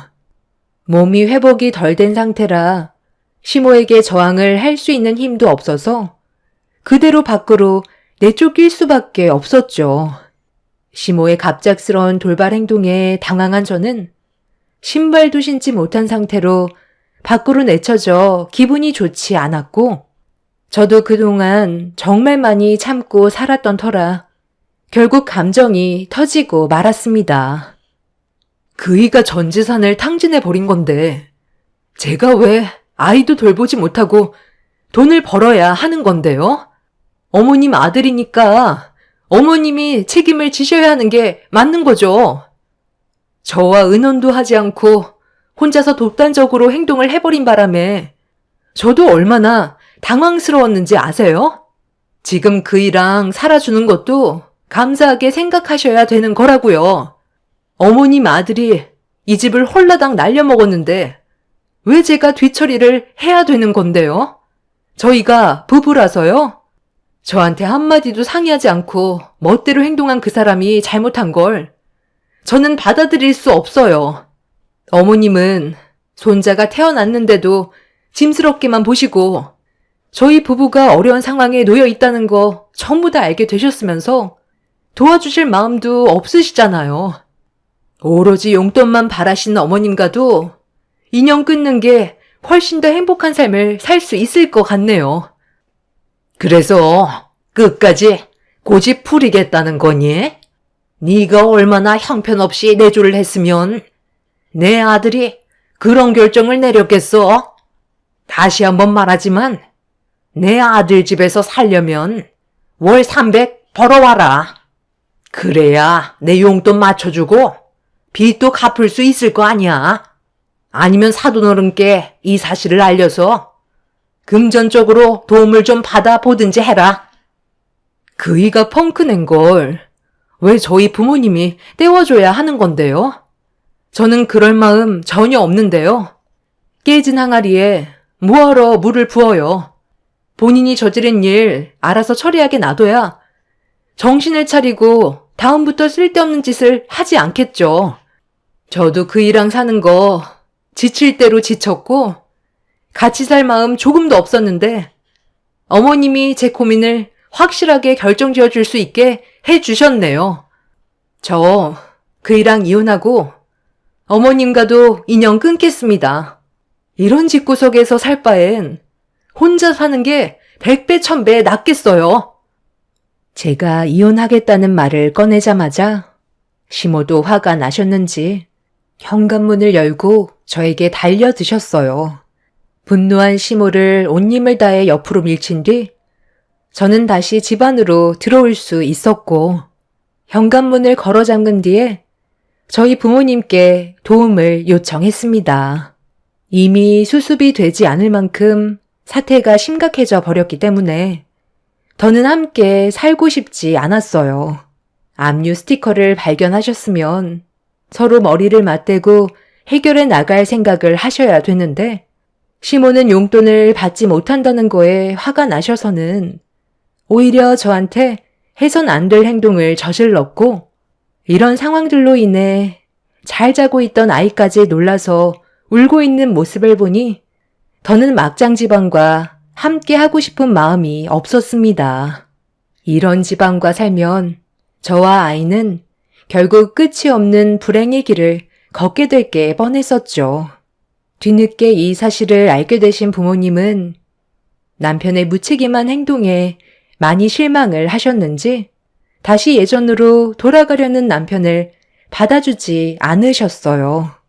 시모는 저희 부모님께 막말을 퍼부으면서 제가 버릇이 없다고 자식 교육을 똑바로 시키지 못했다며 흥분을 가라앉히지 못하셨죠. 남편이 저희 부모님께 용서를 구하고 있는데 시모의 거침없는 언행에 상황은 더욱더 안 좋아지고 있었습니다. 저희 가족은 더 이상 이 사람들을 상대할 가치가 없다고 판단해 부모님의 도움을 받아 짐을 챙겨 친정으로 돌아가려 했어요. 그런데 남편이 부모님 앞에서 무릎을 꿇더니 손이 발이 되도록 빌면서 돈을 좀 빌려달라며 애언을 했는데 충격적이게도 남편은 저 몰래 대출받을 수 있는 곳을 알아본 뒤 최대한 끌어모아 하지 말아야 하는 걸 또다시 건드렸고 결국 그 돈마저 탕진했다며 수습을 할 수 있게 도와달라며 눈물을 쏟아내었습니다. 저희 가족도 남편의 생각 없는 행동에 많이 놀랐지만 시모도 당황한 듯 남편한테 재차 물어봐도 아무 말이 없자 시모는 오열을 했고 저희 가족은 그 모습을 보면서 지긋지긋했던 그 인간들을 뒤로한 채 친정으로 돌아갔습니다. 남편의 생각 없는 행동들이 더는 수습을 할 수 없을 정도로 심각해져 버려 시부의 귀에 들어갈 수밖에 없었고 집안은 난리가 났지만 시부는 남편을 도와주시지 않으셨어요. 오히려 인연을 끊어내어 버렸죠. 저도 그날 이후 경제적인 개념이 전혀 있지 않은 남편과 함께할 수 없다고 판단해 이혼을 결정하게 되었습니다. 그리고 저는 부모님과 이제 막 태어난 아이와 함께 살기 위해 전에 부모님이 살던 집을 처분하고 좀 더 넓은 집으로 이사를 하게 됐어요. 50평대 새 아파트로 입주를 하게 되면서 저희 엄마는 당분간 사업에서 손을 떼고 저와 아이를 위해 전적으로 도와주시기로 결정을 하셨습니다. 안정적인 삶으로 다시 돌아와서 그런지 심적으로 많이 편해졌었죠. 제가 선택한 사람이라 끝까지 함께하고 싶었고 남편이 모든 걸 해결하길 바랐었어요. 수습도 하지 못할 정도로 생각이 없는 사람은 아닐 줄 알았는데 마지막에 또다시 대출을 받아 상황을 더 악화시켰다는 말을 듣게 되는 순간 더는 함께 살고 싶지 않더라고요. 시모는 제가 부모님과 함께 50평대 새 아파트로 이사를 하게 됐다는 소식을 듣곤 배가 많이 아프셨는지 저희 집에 몇 번 찾아오셔서 한바탕 난리를 친 적이 있었어요. 저희 부모님께 돈 좀 빌려달라고 하셨지만 조금도 도와주지 않았거든요. 시부도 이미 생각 없는 시모와 남편을 내쳐버린 상태라 집 안으로 들이지 않고 있어서 원룸에서 지내고 있다는 소식을 접했습니다. 제 사연을 들어주신 여러분들께서도 누구는 한 번의 투자로 큰 돈을 벌었다는 말에 본인도 그렇게 될 수 있을 거라는 착각에 빠지지 않으셨으면 좋겠어요. 제 경험상 절대로 빠져나올 수 없다는 걸 알기 때문에 여러분들께서도 그런 불행을 겪지는 않으셨으면 좋겠습니다. 최근에 전남편과 시모가 아이를 핑계로 저와 계속 연결고리를 만들려고 하는데 조만간 경찰에 신고를 해서 접근 금지 신청을 하려고요. 제 자식을 빌미로 돈을 갈취하려는 모습이 몇 번 보였거든요. 제 사연 들어주신 분들께서도 중요한 결정을 하실 때는 혼자서 결정을 내리시기보다 주변 분들과 충분한 상의 후 행동하시길 바랍니다. 감사합니다. 안녕하세요. 저는 지극히 평범한 가정생활을 꾸리며 살고 있는 40대 후반의 여자입니다. 어제 저녁 남편과 오래간만에 맥주 한 잔의 여유를 즐길 수 있는 시간을 가지게 되었는데요. 그 이유는 저희에게도 드디어 웃을 수 있는 날이 찾아왔습니다. 결혼 생활을 하게 된 지 10년밖에 안 되었지만 그동안 참 많은 일들이 있었거든요. 워낙 파도가 심했었기 때문에 버티지 못하고 주저앉을 뻔했던 적이 상당히 많았었습니다. 그래도 정신력이 강했던 남편인지라 어려운 길을 뚫고 헤쳐오다 보니 어느새 밝은 빛을 보게 된 것 같아요. 서로를 바라보며 그동안 고생했다는 말을 주고받는데 갑자기 울컥하더라고요. 정말 서러웠던 적이 많았었거든요. 잡는 자가 이기는 거라고 갖은 수모를 다 당하면서도 이제 10살 된 딸과 함께 남편을 믿고 따라가다 보니 드디어 판세가 정말 뒤집히게 되는 날이 찾아오게 되었죠. 그와 반대로 저희를 항상 이용만 하셨던 형님네는 결국 나락으로 떨어지고 말았습니다.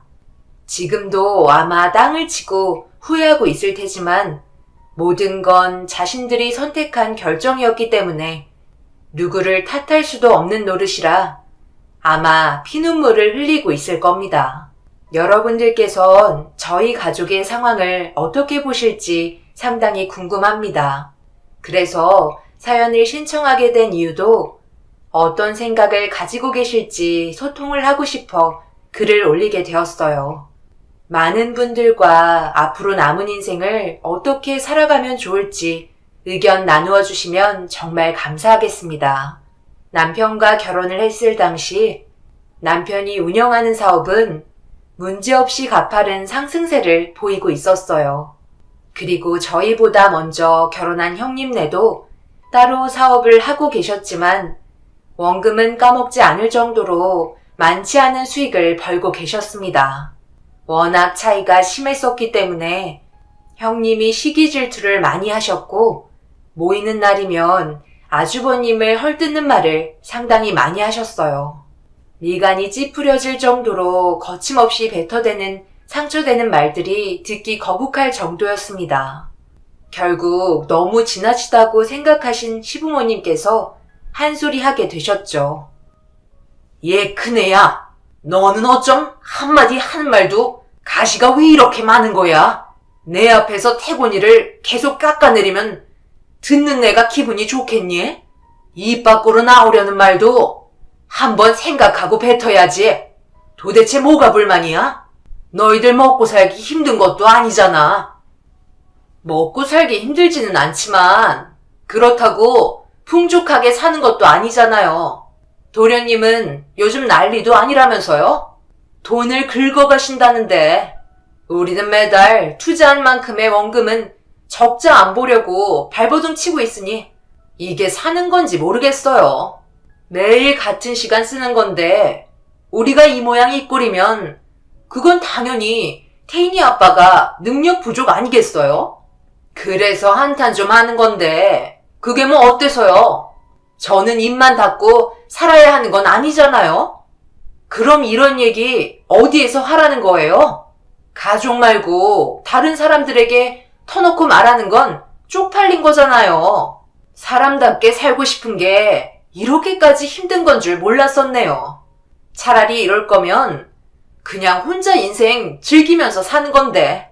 도련님은 다음 달에 해외여행 간다고 하셨죠? 좋겠어요. 돈을 어디에다 써야 할지 고민하고 있을 테니까요. 형수님, 저희 부모님 앞에서 말은 가려서 하시는 게 좋겠어요. 그리고 형이 노력 안 하는 것도 아니고 거의 매일 밤새워서 회사 운영하고 있는데 뒤에서 고생한다는 말 한마디 해주기는커녕 이런 식으로 사람을 깎아내리면 형이 일을 할 수 있는 능률이 오르겠어요? 뭐든지 삼박자가 맞아야 치고 올라갈 수 있는 거지. 혼자서 죽어라 발버둥 친다고 해서 잘 되는 거 아니에요. 그런데 제가 봤을 때 형은 회사에 대한 애착이 상당히 강한 것 같은데 형수님은 뭐 하세요? 형이 벌어오는 돈으로 지인분들과 카페에 앉아서 수다나 떨고 분위기 탔다 싶으면 형수님이 저녁까지 전부 사지 않아요? 그러면서 열심히 일하고 들어온 저희 형한테 고생했다는 말 한마디 안 하시고 얼굴 보자마자 헐뜯으려 하시니 회사가 커질 수 있겠냐고요. 형수님이 뒤에서 내조를 잘해야 회사가 잘 커가지 않겠어요? 그렇게 불만이 많으시면 뭐하러 같이 붙어 사세요? 그냥 이혼하시는 게 좋겠네요. 듣고 있던 남편은 결국 참고 있던 감정이 터지고 말았는지 모두가 모인 자리에서 형님에게 막말을 퍼붓기 시작했어요.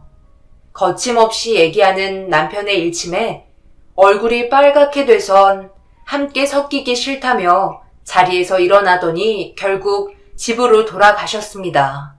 아주버님은 아무 말 없이 고개를 푹 숙인 채 술만 연거푸 넘기셨어요. 남편은 두 분이 이혼하길 원하고 있었어요. 하지만 아주버님은 자식에게 상처를 주고 싶지 않다며 자기가 부족해서 그런 거라고 형님을 감싸주고 계셨습니다. 집안의 가장으로서 성공하지 못한 삶을 자기 아내와 자식에게 물려주고 싶지 않다는 건 잘 알겠지만 그래도 매번 불만을 가지고 계신 형님은 좀 심한 것 같았어요. 그래서 시부모님께서도 이혼에 대해 진지하게 생각해보는 게 좋을 것 같다고 심각한 분위기로 얘기하셨습니다. 그렇게 형님이 없는 자리에서의 식사 자리는 오히려 편하게 느껴졌고 남편과 아주버님은 각자의 사업에 대해 서로 긴 대화를 주고받았습니다. 시부모님은 피곤하셨는지 먼저 시댁으로 들어가셨어요. 외식한 곳이 그래도 시댁과 가까운 곳이라 걸어서도 충분히 갈 수 있는 곳이었죠. 그렇게 몇 시간 정도 좀 더 대화를 나눈 뒤 각자의 집으로 돌아갔는데 남편은 집에 도착해서도 계속해서 한숨을 쉬고 있었습니다. 아무래도 자기 형의 일이 잘 풀리지 않아 걱정돼서 그런 것 같아 보였어요. 그런데 저와 잠시 대화를 하고 싶은지 소파에 앉아보라며 어렵게 고민거리를 꺼내 놓았습니다. 자기야, 아까 형이랑 많은 대화를 나눴었잖아. 그런데 말 못할 고민이 많더라고. 아무래도 회사 운영하는데 자금 순환이 생각보다 어려운 것 같아. 여유 자금도 없어서 조금씩 적자를 보고 있는 상황이고 대충 말을 들어보면 어느 정도 가능성은 있어 보이는 사업인데 안정권에 들어갈 때까지 여윳돈이 좀 있었으면 좋겠다더라고. 솔직히 나도 당신 만나기 전부터 사업이 잘 됐던 건 아니었어. 막 시작한 사업에 나를 좋게 본 대표님들이 투자 지원을 해주셔서 이렇게 성공할 수 있었던 거야. 그래서 내가 하고 싶은 말은 경혜 사업이 잘 될 수 있게 우리가 어느 정도 안정될 때까지 투자한다고 생각하고 금전적으로 지원을 해주면 어떨까 싶은데 나 혼자 결정할 문제도 아니잖아. 당신은 어떤 생각을 가지고 있는지 궁금하기도 해서. 그러니까 당신은 아주버님의 사업이 일어날 수 있게 뒤에서 투자하고 싶다는 거잖아. 이 문제는 상당히 신중해야 되는 거 알지? 우리도 자칫하다간 어려워질 수도 있는 문제라고. 그리고 아주버님은 가족이라 안 그러시겠지만 가족이라는 게 돈과 연결되어 있으면 분명 불행도 같이 쫓아온다는 걸 알고 있어야 돼. 나보다 이런 건 당신이 더 잘 알겠지만 언제나 나는 당신 의견을 존중하니까 이번 결정도 신중하게 생각하고 진행했으면 좋겠어. 어떤 결정을 하더라도 항상 당신 뒤에는 나와 우리 딸 다혜가 있다는 걸 잊지 마. 저는 남편의 결정을 존중해 주기로 했어요. 점점 자존감이 떨어지고 있는 자기 형을 보고 있는 남편이 괴로워하는 걸 저 또한 보고 싶지 않았습니다.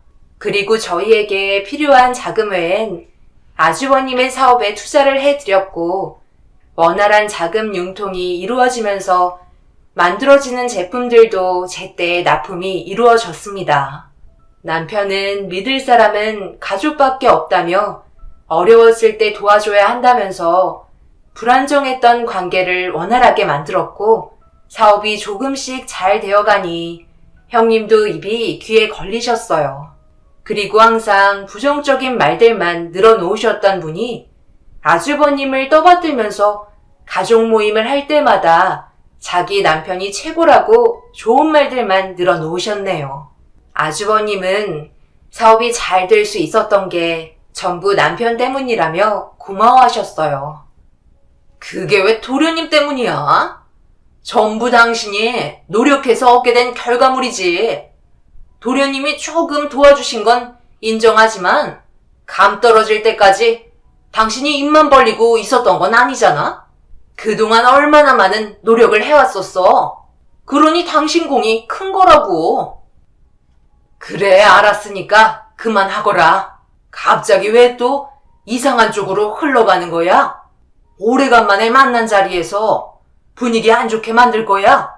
한 번만 더 그때처럼 자리 박차고 먼저 일어나서 가버리면 나도 그냥 두고만 보고 있지 않을 거다. 어머님은 항상 나한테만 뭐라고 하셔. 제가 뭐 틀린 말 했어요? 오늘 같은 날 그냥 저희 남편 잘했다고 띄워주면 되는 거잖아요. 왜 또 열을 올리고 그래? 그만 좀 해. 어찌됐든 이렇게까지 사업이 잘 될 수 있었던 건 금전적으로 도움을 많이 준 승주 덕이 크다고. 우리가 그동안 자금이 많이 모자라서 상당히 힘들었잖아. 그걸 뚫어준 게 승주인데 고맙다는 말 한마디 하는 게 그렇게 힘들어?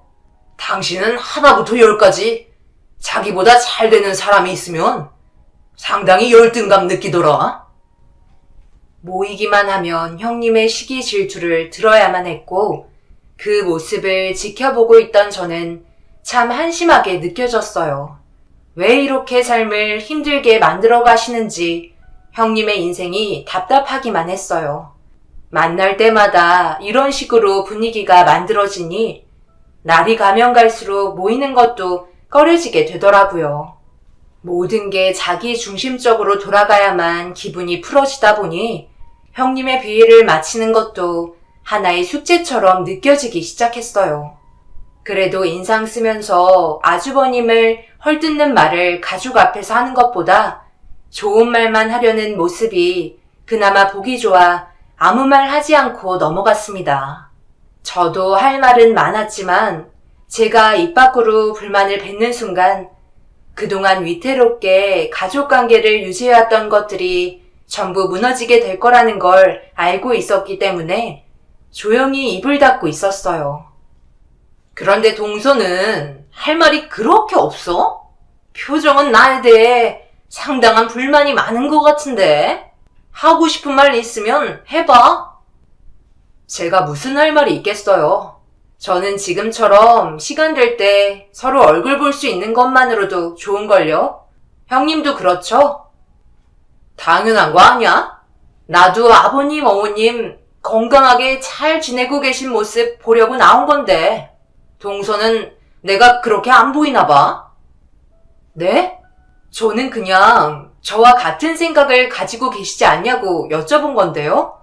다른 쪽으로 오해하지 마세요. 저 잠시 화장실 다녀올게요. 형님은 제가 한 말에 갑자기 예민하게 받아들이려 하길래 급하게 상황을 정리해야 할 것 같아 자리를 피해야만 했어요. 그렇게 한숨 돌린 뒤 멀리에서 분위기를 살펴보니 서로 웃고 떠드는 모습을 확인하게 되었고 그제서야 숨을 돌릴 수 있었어요. 저도 웃는 얼굴로 자리에 앉았고 다행히도 그날은 그나마 모임을 한 날 중에 제일 무난하게 마무리할 수 있었습니다. 그날 이후 아주버님의 사업은 점점 더 확장이 되었고 남편이 투자했던 금액도 전부 돌려받을 수 있었어요. 그리고 5년 정도 시간이 지난 이후부터 아주버님의 사업은 저희와는 비교도 안 될 정도로 상당히 커지게 되었습니다. 그와 반대로 저희는 점점 제자리 걸음만 하게 될 뿐 더 나아가질 못하고 있었어요. 그 이유는 경쟁 업체도 많아지긴 했지만 다른 사업자들이 단가를 많이 낮추게 되면서 저희와 오랜 시간 거래를 했던 분들까지 다른 업체로 발길을 돌렸습니다. 하나 둘 계약했던 업체들이 빠지게 되면서 조금씩 사업장을 줄여나갔고 대처해야 할 다른 방법을 찾아야만 했어요. 싼 게 비지떡인데 품질로 승부를 보려던 저희의 생각과는 전혀 다른 방향으로 흘러가게 되었죠.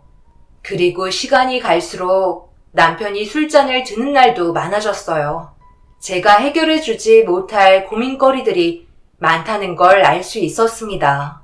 저는 언제나 뒤에서 응원을 해주는 것 외엔 할 수 있는 게 없었어요. 사무실에서 제가 할 수 있는 것들은 많지 않았기 때문에 다른 방법이 나올 때까지 묵묵히 기다려 주었습니다. 남편은 다른 업체와 다르게 그래도 묵묵히 한 길만 팠어요. 단가를 낮추는 만큼 품질에 영향을 많이 주기 때문에 사업을 줄여도 언젠가 다시 우리에게 기회가 올 거라고 믿고 있었습니다. 하지만 등을 돌린 업체들은 다시 돌아오지 않았어요. 요즘 사업이 힘들어졌다며? 계속 이대로 유지하려는 거야? 그러다 큰일 날 것 같은데. 일단 숨을 돌리는 게 좋지 않겠어? 나 살자고 품질 낮은 제품을 팔 수는 없잖아. 그건 나중에 나에게 다시 되돌아올 게 뻔하다고. 그래도 지금은 우리를 믿고 거래하시는 분들이 몇 분 계시니까 그거 보고 가야지. 사업은 나중에 다시 일으키면 되는 거야. 형은 요즘 아주 잘 나간다며? 잘 나가긴. 나도 지금은 유지만 하고 있는 중이거든. 사업을 너무 크게 벌려놔도 관리하는 것도 힘들 것 같아서 지금은 정책이야. 그런데 너희 영수는 잘 알지도 못하면서 잘 될 때 멈추지 말라고 뒤에서 나를 계속 밀어붙이네. 운영은 형이 하는 거니까 형수님 말 들을 필요는 없지. 나중에 문제 생기면 전부 다 형 탓으로 돌릴 게 뻔하다고. 그래, 알았어. 내 걱정은 하지 말고 언제나 도움 필요하면 전화해. 언제나 도와줄 수 있으니까. 남편과 거실에 앉아 앞으로 어떻게 해야 할지 몰라 고민을 하고 있는데 아주버님께 전화가 왔어요. 아무래도 자기 동생이 어려워진 상황을 뒤에서 보고만 있을 수는 없었는지 힘들어지면 도움을 주려 생각하고 계신 것 같아 너무 고마웠어요. 이래서 가족이 곁에 있어야 한다는 걸 그날 뼈저리게 느꼈죠. 남편과 아주버님의 관계는 누가 봐도 좋아 보였습니다.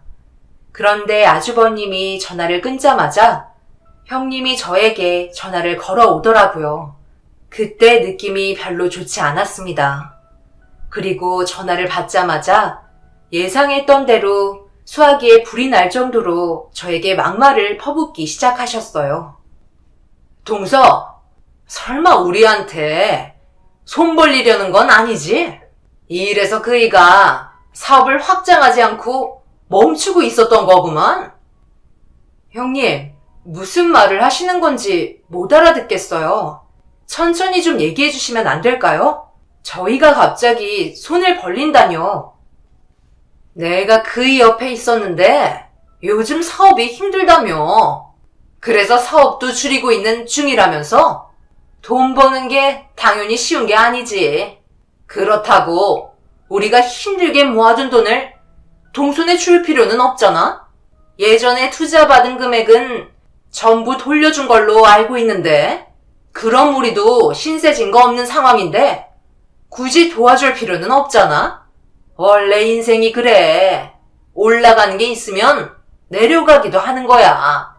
나랑 그이가 이혼하는 거 보고 싶지 않으면 절대로 돈 얘기는 하지 않았으면 좋겠어.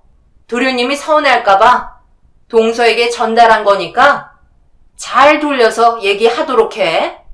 입에 풀 칠할 정도만 벌면 되는 거지. 너무 욕심 부리지 마. 그러니까 이런 걸 당하는 거잖아. 정말 혼자 북치고 장구치고 다 하시네요.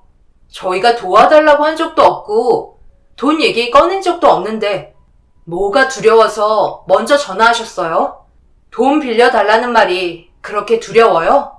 그동안 힘들게 모은 재산 저희가 뺏어갈까 봐요? 아니면 돌려받지 못할 것 같아서 그런 거예요? 가족끼리는 원래 돈 거래하지 않는다지만 도움을 주고 받을 수는 있는 거잖아요. 그게 가족 아닌가요? 형님은 도대체 가족을 뭘로 생각하시는 건데요? 그냥 가끔 만나 식사나 하면서 자기가 얼마나 잘 살고 있는지 입이 근질거려 자랑하려고 하시는 거예요? 제가 그동안 참고 또 참고 있었는데요. 도대체 뭐가 그리 잘나셨길래 저희 가족을 함부로 대하세요? 저나 남편이 형님에게 안 좋은 말 한 번이라도 한 적 있어요?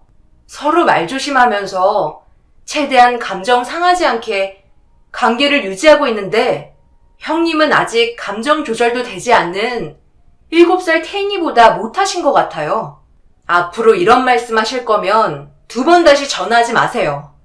그동안 저희를 어떻게 생각하고 계셨으면 상처되는 말을 서슴없이 할 수가 있는 거죠? 더 이상 대화하고 싶지 않네요. 너무 어이가 없어 전화를 끊어버렸습니다. 형님은 날이 가면 갈수록 점점 심하게 변해가고 있었어요. 자기 수중에 돈이 떨어지면 극도의 불안감을 나타낼 정도로 돈에 대한 집착이 상당했습니다.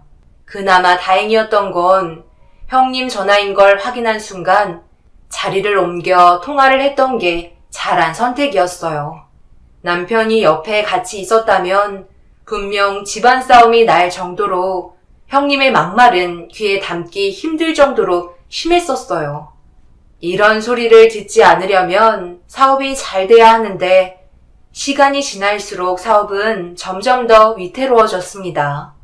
결국 저희는 부도 위기까지 오게 되면서 모든 걸 처분하던지 아니면 다른 사람들처럼 저품질의 제품을 생산해서 다시 시작하는 방법 외엔 다른 해결책은 없었습니다. 그런데 남편이 아주버님과 형님을 따로 불러 식사 자리를 마련했어요. 그때 알 수 있었죠. 회사에 엄청난 위기가 찾아왔다는 것을요. 형님은 저희가 만나자고 했을 때부터 기분이 좋지 않았는지 식당을 들어올 때부터 인상을 쓰고 계셨습니다. 하지만 남편은 아주버님께 도움을 요청했어요. 형, 나한테 저번에 전화해서 도움이 필요할 때 말하라고 했잖아. 여기까지 안 왔으면 했는데 정말 미안해. 우리 회사가 지금 거의 부도 직전이라 형의 도움 없이는 직원들 월급도 줄 수 있는 형편이 못 돼. 조금의 시간이라도 벌 수 있게 당분간 도와줄 수 없을까? 내가 나중에 꼭 갚을 테니까 그렇게 해줄 수 있지? 지금 사정이 너무 어려워서 그래. 결국 여기까지 오게 됐구나. 그러니까 일단 살고 보자고 했잖아. 그런데 이거 어쩌냐? 형도 지금 너한테 빌려줄 자금이 남아있지 않아. 조금 더 일찍 말하지 그랬어. 내가 이번에 괜찮은 위치에 땅을 사서 그곳에도 사업 확장을 하고 있거든. 그리고 그때 전화한 건 그냥 네가 어느 정도까지 왔는지 궁금해서 인사차 물어본 거지. 내가 정말 너를 도와줄 거라 생각했어? 지금 해야 될 일이 얼마나 많은데 확실하지도 않은 너의 미래에 내가 왜 투자를 해야 돼? 우리 집안까지 말아먹을 작정이냐? 형, 갑자기 그게 무슨 말이야? 저번이랑 말이 다르잖아. 분명 나 도와주기로 했었으면서 이제 와서 말을 바꾸면 어떡해? 또 얘기해줘야 돼? 네가 어느 정도까지 무너졌는지 궁금해서 전화한 거라고. 나보다 잘 나간다고 항상 잘난 척했던 너를 볼 때면 내가 얼마나 이가 갈렸는지 알아? 너 때문에 과거에 정신적으로 많이 힘들었던 거 생각하면 정말 화가 난다. 항상 그랬어. 부모님한테도 비교당하고 하나뿐인 마누라한테까지 비교당하는데 내 자존심이 얼마나 깎여 내려간 줄 알아? 지금 나한테 도움을 요청하려고 온 것 보면 이제 끝났다고 보면 되겠네. 길거리에 주저앉으면 입에 풀칠할 정도의 끼니는 해결해 줄 수 있으니까 그때 다시 연락하도록 해. 이제야 내 속이 후련하다. 오늘은 기분 좋은 날이니까 음식은 먹고 가라. 형이 살게. 이 정도는 해줘야 형 소리 듣지 않겠어? 여보, 우리는 다른 곳에서 분위기 즐기는 게 좋겠지? 같이 겸상하는 건 좀 그렇잖아. 아주버님의 돌변한 모습에 저와 남편은 입을 다물지 못했었어요. 그동안 발톱을 숨기고 계셨는지 제일 어려울 시기에 저희를 도와주지 않았고 더 깊은 곳으로 떨어지게 밀어붙였습니다. 남편은 전혀 예상하지 못한 아주버님의 낯선 모습에 많이 당황한 것 같았어요. 저 또한 그동안 봐왔던 아주버님의 모습이 아니라서 남편에게 어떤 식으로 접근을 해줘야 할지 몰랐고 계산을 하고 식당을 나가는 아주버님을 바라보고 있던 남편의 얼굴에 눈물이 흘렀습니다. 그리고 결국 아무런 도움을 받지 못해 회사는 부도가 나게 되었고 빚더미를 안게 되었지만 남편은 멈추지 않았어요. 낮에는 건설 현장에서 일당직으로 일을 했고 저녁에는 대리운전과 우유 배달까지 하면서 다시 재기하기 위해 발버둥을 쳤습니다. 그런데 남편은 부도가 난 이후 계속해서 잠을 자지 못해 결국 과로로 쓰러지게 되었고 제가 남편을 대신해 돈을 벌어야만 했어요. 그리고 형님이 이 소식을 듣곤 병원을 찾아오셨어요. 얼마나 궁금했으면 들어오자마자 걱정부터가 아닌 어떤 상황인지 살피셨네요.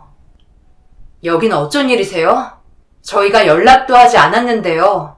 계속 추락하고 있는 모습이 궁금해서 찾아오신 거예요? 무슨 말을 그리 섭섭하게 해? 당연히 걱정돼서 왔지. 집안의 가장이 무너지면 그건 정말 끝인 거잖아. 일단 동서가 급한 대로 일을 해야 되겠네. 삶이 원래 그래. 잘 나갈 때 조심해야 되는 거야. 분명 한번 꺾이게 되는 일이 생기거든. 지금 딱 동서네가 그 시점인 것 같다. 언젠가 다시 일어날 수 있겠지. 하지만 내가 봤을 때 재기는 불가능할 것 같네. 도련님이 약간 뇌출혈도 있어서 꽤 많은 시간 동안 병원 신세를 져야 한다며? 그래서 내가 조금의 도움이라도 주려고 찾아온 거야. 다혜를 우리가 보살펴 주도록 할게. 그래도 삼시세끼 걱정하지 않게 해줄 테니까 동서는 일하는 것만 집중해. 빚이 어마어마하잖아. 도움 필요 없어요. 제가 알아서 할 테니까 다 보셨으면 그만 돌아가세요. 그리고 2번 다시 찾아오지 마세요. 얼굴 보고 싶지 않거든요. 아이고, 우리 동생 결국 병실에 누워버린 거야? 여보, 내가 그냥 도와줄 걸 그랬나? 이러다 정말 세상 떠나면 어쩌냐? 사람 목숨이 그렇게 쉽게 끊어지는 줄 알아?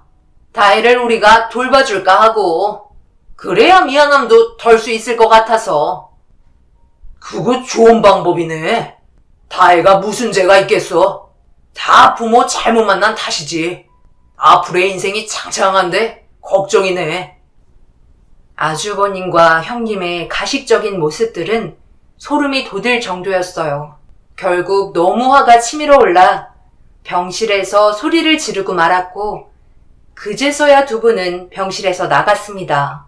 어쩌다가 저희 가족이 이렇게까지 되어버린 건지 계속해서 안 좋아지는 상황들에 결국 힘들게 버티며 부여잡고 있던 정신줄을 놓게 되면서 눈물을 흘리고 말았습니다. 아주버님도 믿을 사람이 가족밖에 없다고 하셔놓곤 일이 벌어지니 등을 돌려버린 모습에 있는 정까지 떨어져 버렸습니다. 시부모님께서 이 사실을 알고 난리를 친 적이 있었지만 형님이 옆에서 아주버님을 조종하며 시부모님과도 등을 돌리게 만들었어요. 결국 돈 때문에 모두와 연락을 끊어버린 거였죠. 그날 이후 2번 다시 얼굴 보고 싶지 않았지만 또 한 번 일이 터지고 말았습니다. 엄마, 갑자기 그게 무슨 말이에요? 다혜가 없어졌다니. 분명 학교 끝나고 엄마가 데려가기로 했었잖아요. 그게 한 10분 정도 늦었는데 하도 안 나오길래 선생님한테 전화해 보니까 이미 다 하교했다고 하길래 네가 다른 사람에게 맡겼나 했지. 그래서 전화한 건데 일을 어쩌냐? 지금 여기로 와줄 수 있겠어? 누가 데려간다는 연락은 받은 것도 없고? 제가 엄마 말고 누구와 연락을 하겠어요. 지금 저는 정신없이 일을 하고 있었는데요. 일단 경찰에 전화하는 게 좋겠어요.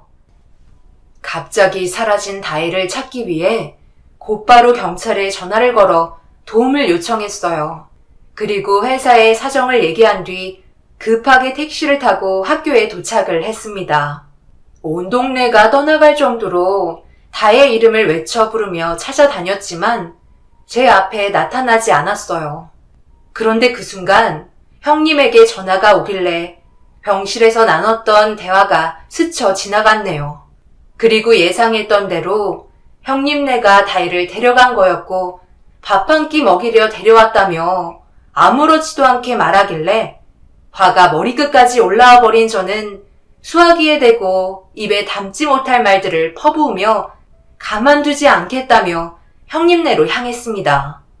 그렇게 집에 도착을 하니 현관문이 살짝 열려 있더라고요. 그래서 급하게 신발을 벗고 들어가려는데 형님의 충격적인 말을 듣게 되었어요. 배고파? 그럼 밥 좀 주세요 하고 두 손을 벌려야지. 그래야 남의 집에서 밥을 얻어먹을 수 있는 거야. 좀 더 큰 목소리로 불쌍하게 요청을 하라니까. 이래선 다혜 너한텐 찬밥 한 덩이조차 아깝겠다. 계속 두 손 벌리고 있어. 더 간절하게 눈물도 좀 흘리고. 아직 배가 덜 고픈가 보구나. 안 되겠다. 큰엄마는 다혜 너한테 밥을 줄 수 없을 것 같아. 그냥 앞에서 먹는 거나 구경해라.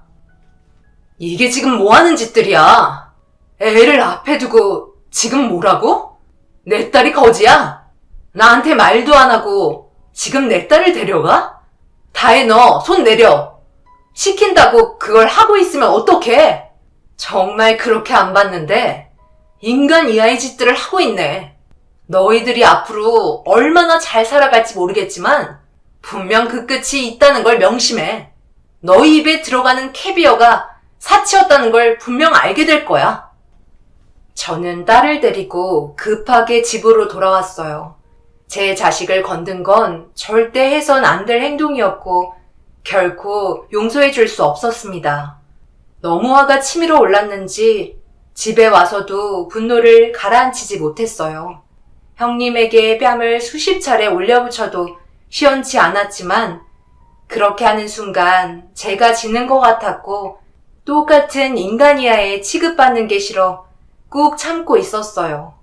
그러다 보니 분출을 하지 못해서 그런지 다혜를 보며 오열을 하고 말았습니다. 그런데 그 순간 초인종이 울렸고 눈물을 훔치며 현관문을 열었는데 저에게 속달 우편 한 통이 배달이 되었길래 뭔가 싶어 봉투를 뜯어 내용물을 확인해 봤어요. 그리고 곧바로 시모에게 전화를 걸었습니다. 어머님, 이게 뭐예요? 저에게 왜 이런 걸 주신 거예요? 제가 이걸 가지게 되면 아주버님 집안이 어떻게 될 건지 아시잖아요. 그래서 너한테 준 거야. 나는 도저히 이런 걸 보며 살 수 없겠다. 그런데 차마 내 손으로 태곤이를 끌어내릴 수가 없을 것 같아 너한테 넘겨준 거야. 분명 그동안 쌓아왔던 게 한순간에 무너질 테지만 그래도 어쩌겠니? 그놈들은 이미 사람이 아닌걸. 우리는 이미 결정을 내린 거니 나머진 다혜엠이 너 손에 달렸다. 부탁하마. 결과가 어찌 될지 모르겠지만 이렇게 사는 건 아닌 것 같다. 저에게 배달된 속달 우편 한 통에는 엄청난 내용이 담긴 증거물이었고 경찰에게 알리는 순간 아주버님의 회사는 나락으로 떨어질 게 확실했어요. 알고 보니 시모는 아는 지인 아들이 아주버님의 회사에 소개로 들어가 근무를 하고 있었는데 일이 터진 거였죠. 정상적인 제품을 만들어서 판매를 해야 하는 게 당연하지만 돈을 많이 벌게 되면서 더 큰 수익을 내기 위해 적합하지 않은 것들을 섞어 인체에 해로운 제품을 만들어 소비자에게 판매가 되고 있었어요. 지인 아들은 잘못된 행동인 것 같다고 얘기했지만 사장의 말을 듣지 않는 것에 대해 화가 났는지 기계가 작동되고 있는 공장에서 몸을 밀쳤고 그 순간 발을 헛디뎌 추락사고를 당하고 말았습니다.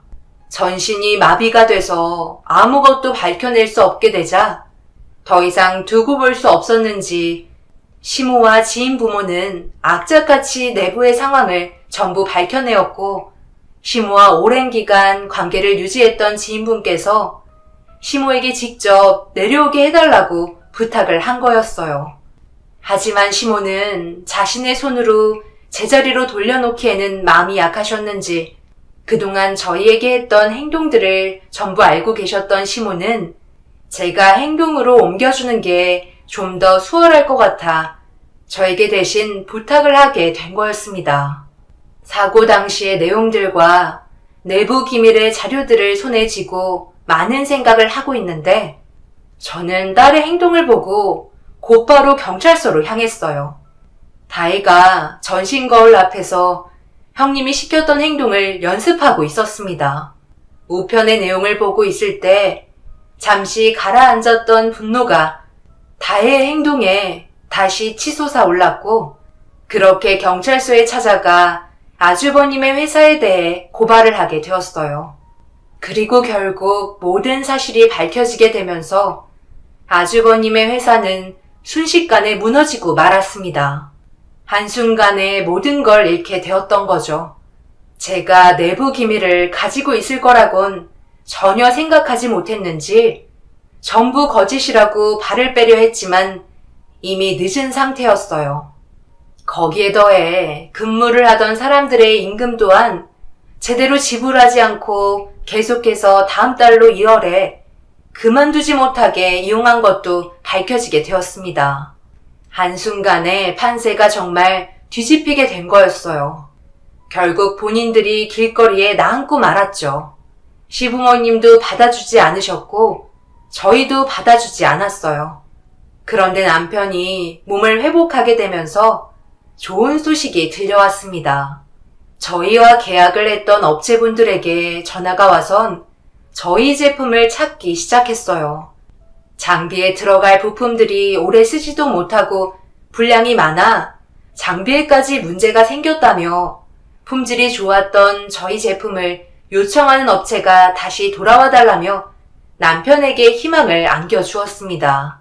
이 소식을 듣게 된 시부모님과 저희 부모님께서 모든 재산을 동원해 다시 사업을 일으킬 수 있게 도와주셨어요. 그리고 믿었던 만큼 좋은 결과가 찾아오기 시작했습니다. 시간이 지나면 지날수록 계약을 끊었던 업체분들이 다시 돌아왔고 저희는 예전만큼은 아니지만 다시 제자리로 돌아갈 수 있게 되었어요. 그리고 이 소식을 듣게 된 아주버님과 형님이 저희 집에 찾아왔어요. 동서, 내가 미안해. 지금 생각해보니 동서에게 그동안 상처를 너무 많이 준 것 같아. 우리 다시 예전으로 돌아갈 수 있을까? 왜 가족이겠어? 어려울 때 도와주는 게 가족이잖아. 우리는 미련했지만 승주 너는 현명하잖아. 우리 좀 도와줘. 태인이 살 빠진 것 봐. 요즘 제대로 먹지도 못해서 영양실조 걸릴까봐 너무 걱정이다. 한 끼 정도는 줄 수 있잖아. 그렇게는 할 수 없을 것 같아요. 태인이 너는 들어와. 가서 밥 먹어. 너희 부모님은 잘못을 해서 같이 들어올 수 없어. 그리고 2번 다시 찾아오지 마세요. 저희에게 했던 행동들 기억 안 나세요? 형님이 다혜에게 밥 좀 달라고 손 벌리라고 했던 그때를 저는 아직까지도 잊지 못해요. 그때 아주버님 뭐하고 계셨죠? 옆에서 웃고 계셨잖아요. 저는 당신들과 똑같은 사람이 아니기 때문에 태인이한테 밥은 먹이고 보낼 테니까 밖에서 기다리세요. 자신들이 했던 행동에 대해 제발 뉘우쳤으면 좋겠네요. 저는 태인이에게 맛있는 저녁 한 끼를 차려주곤 다시 돌려보냈어요. 그리고 2번 다시 연락을 하지 않았습니다. 그날 이후 아주버님과 형님은 결국 이혼을 하게 되었고 지금도 아주버님은 시부모님께 용서를 구하고 있습니다.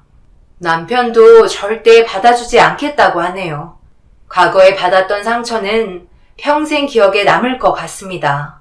여러분들께선 저희 가족의 사연을 듣고 어떤 생각이 드셨나요? 앞으로 어떻게 행동을 하면 좋을지 많은 의견을 듣고 싶습니다. 가족이란 서로가 힘들 때 옆에서 힘이 되어주고 도움을 주는 게 가족이지 헐뜯고 내치는 건 가족이 아닙니다. 여러분들께선 언제나 관계를 잘 유지하시기 바랄게요. 먼 훗날 도움을 받게 될지도 모르니까요. 제 사연을 들어주신 분들, 오늘도 가족들과 행복한 시간 많이 만드시길 바랍니다. 감사합니다.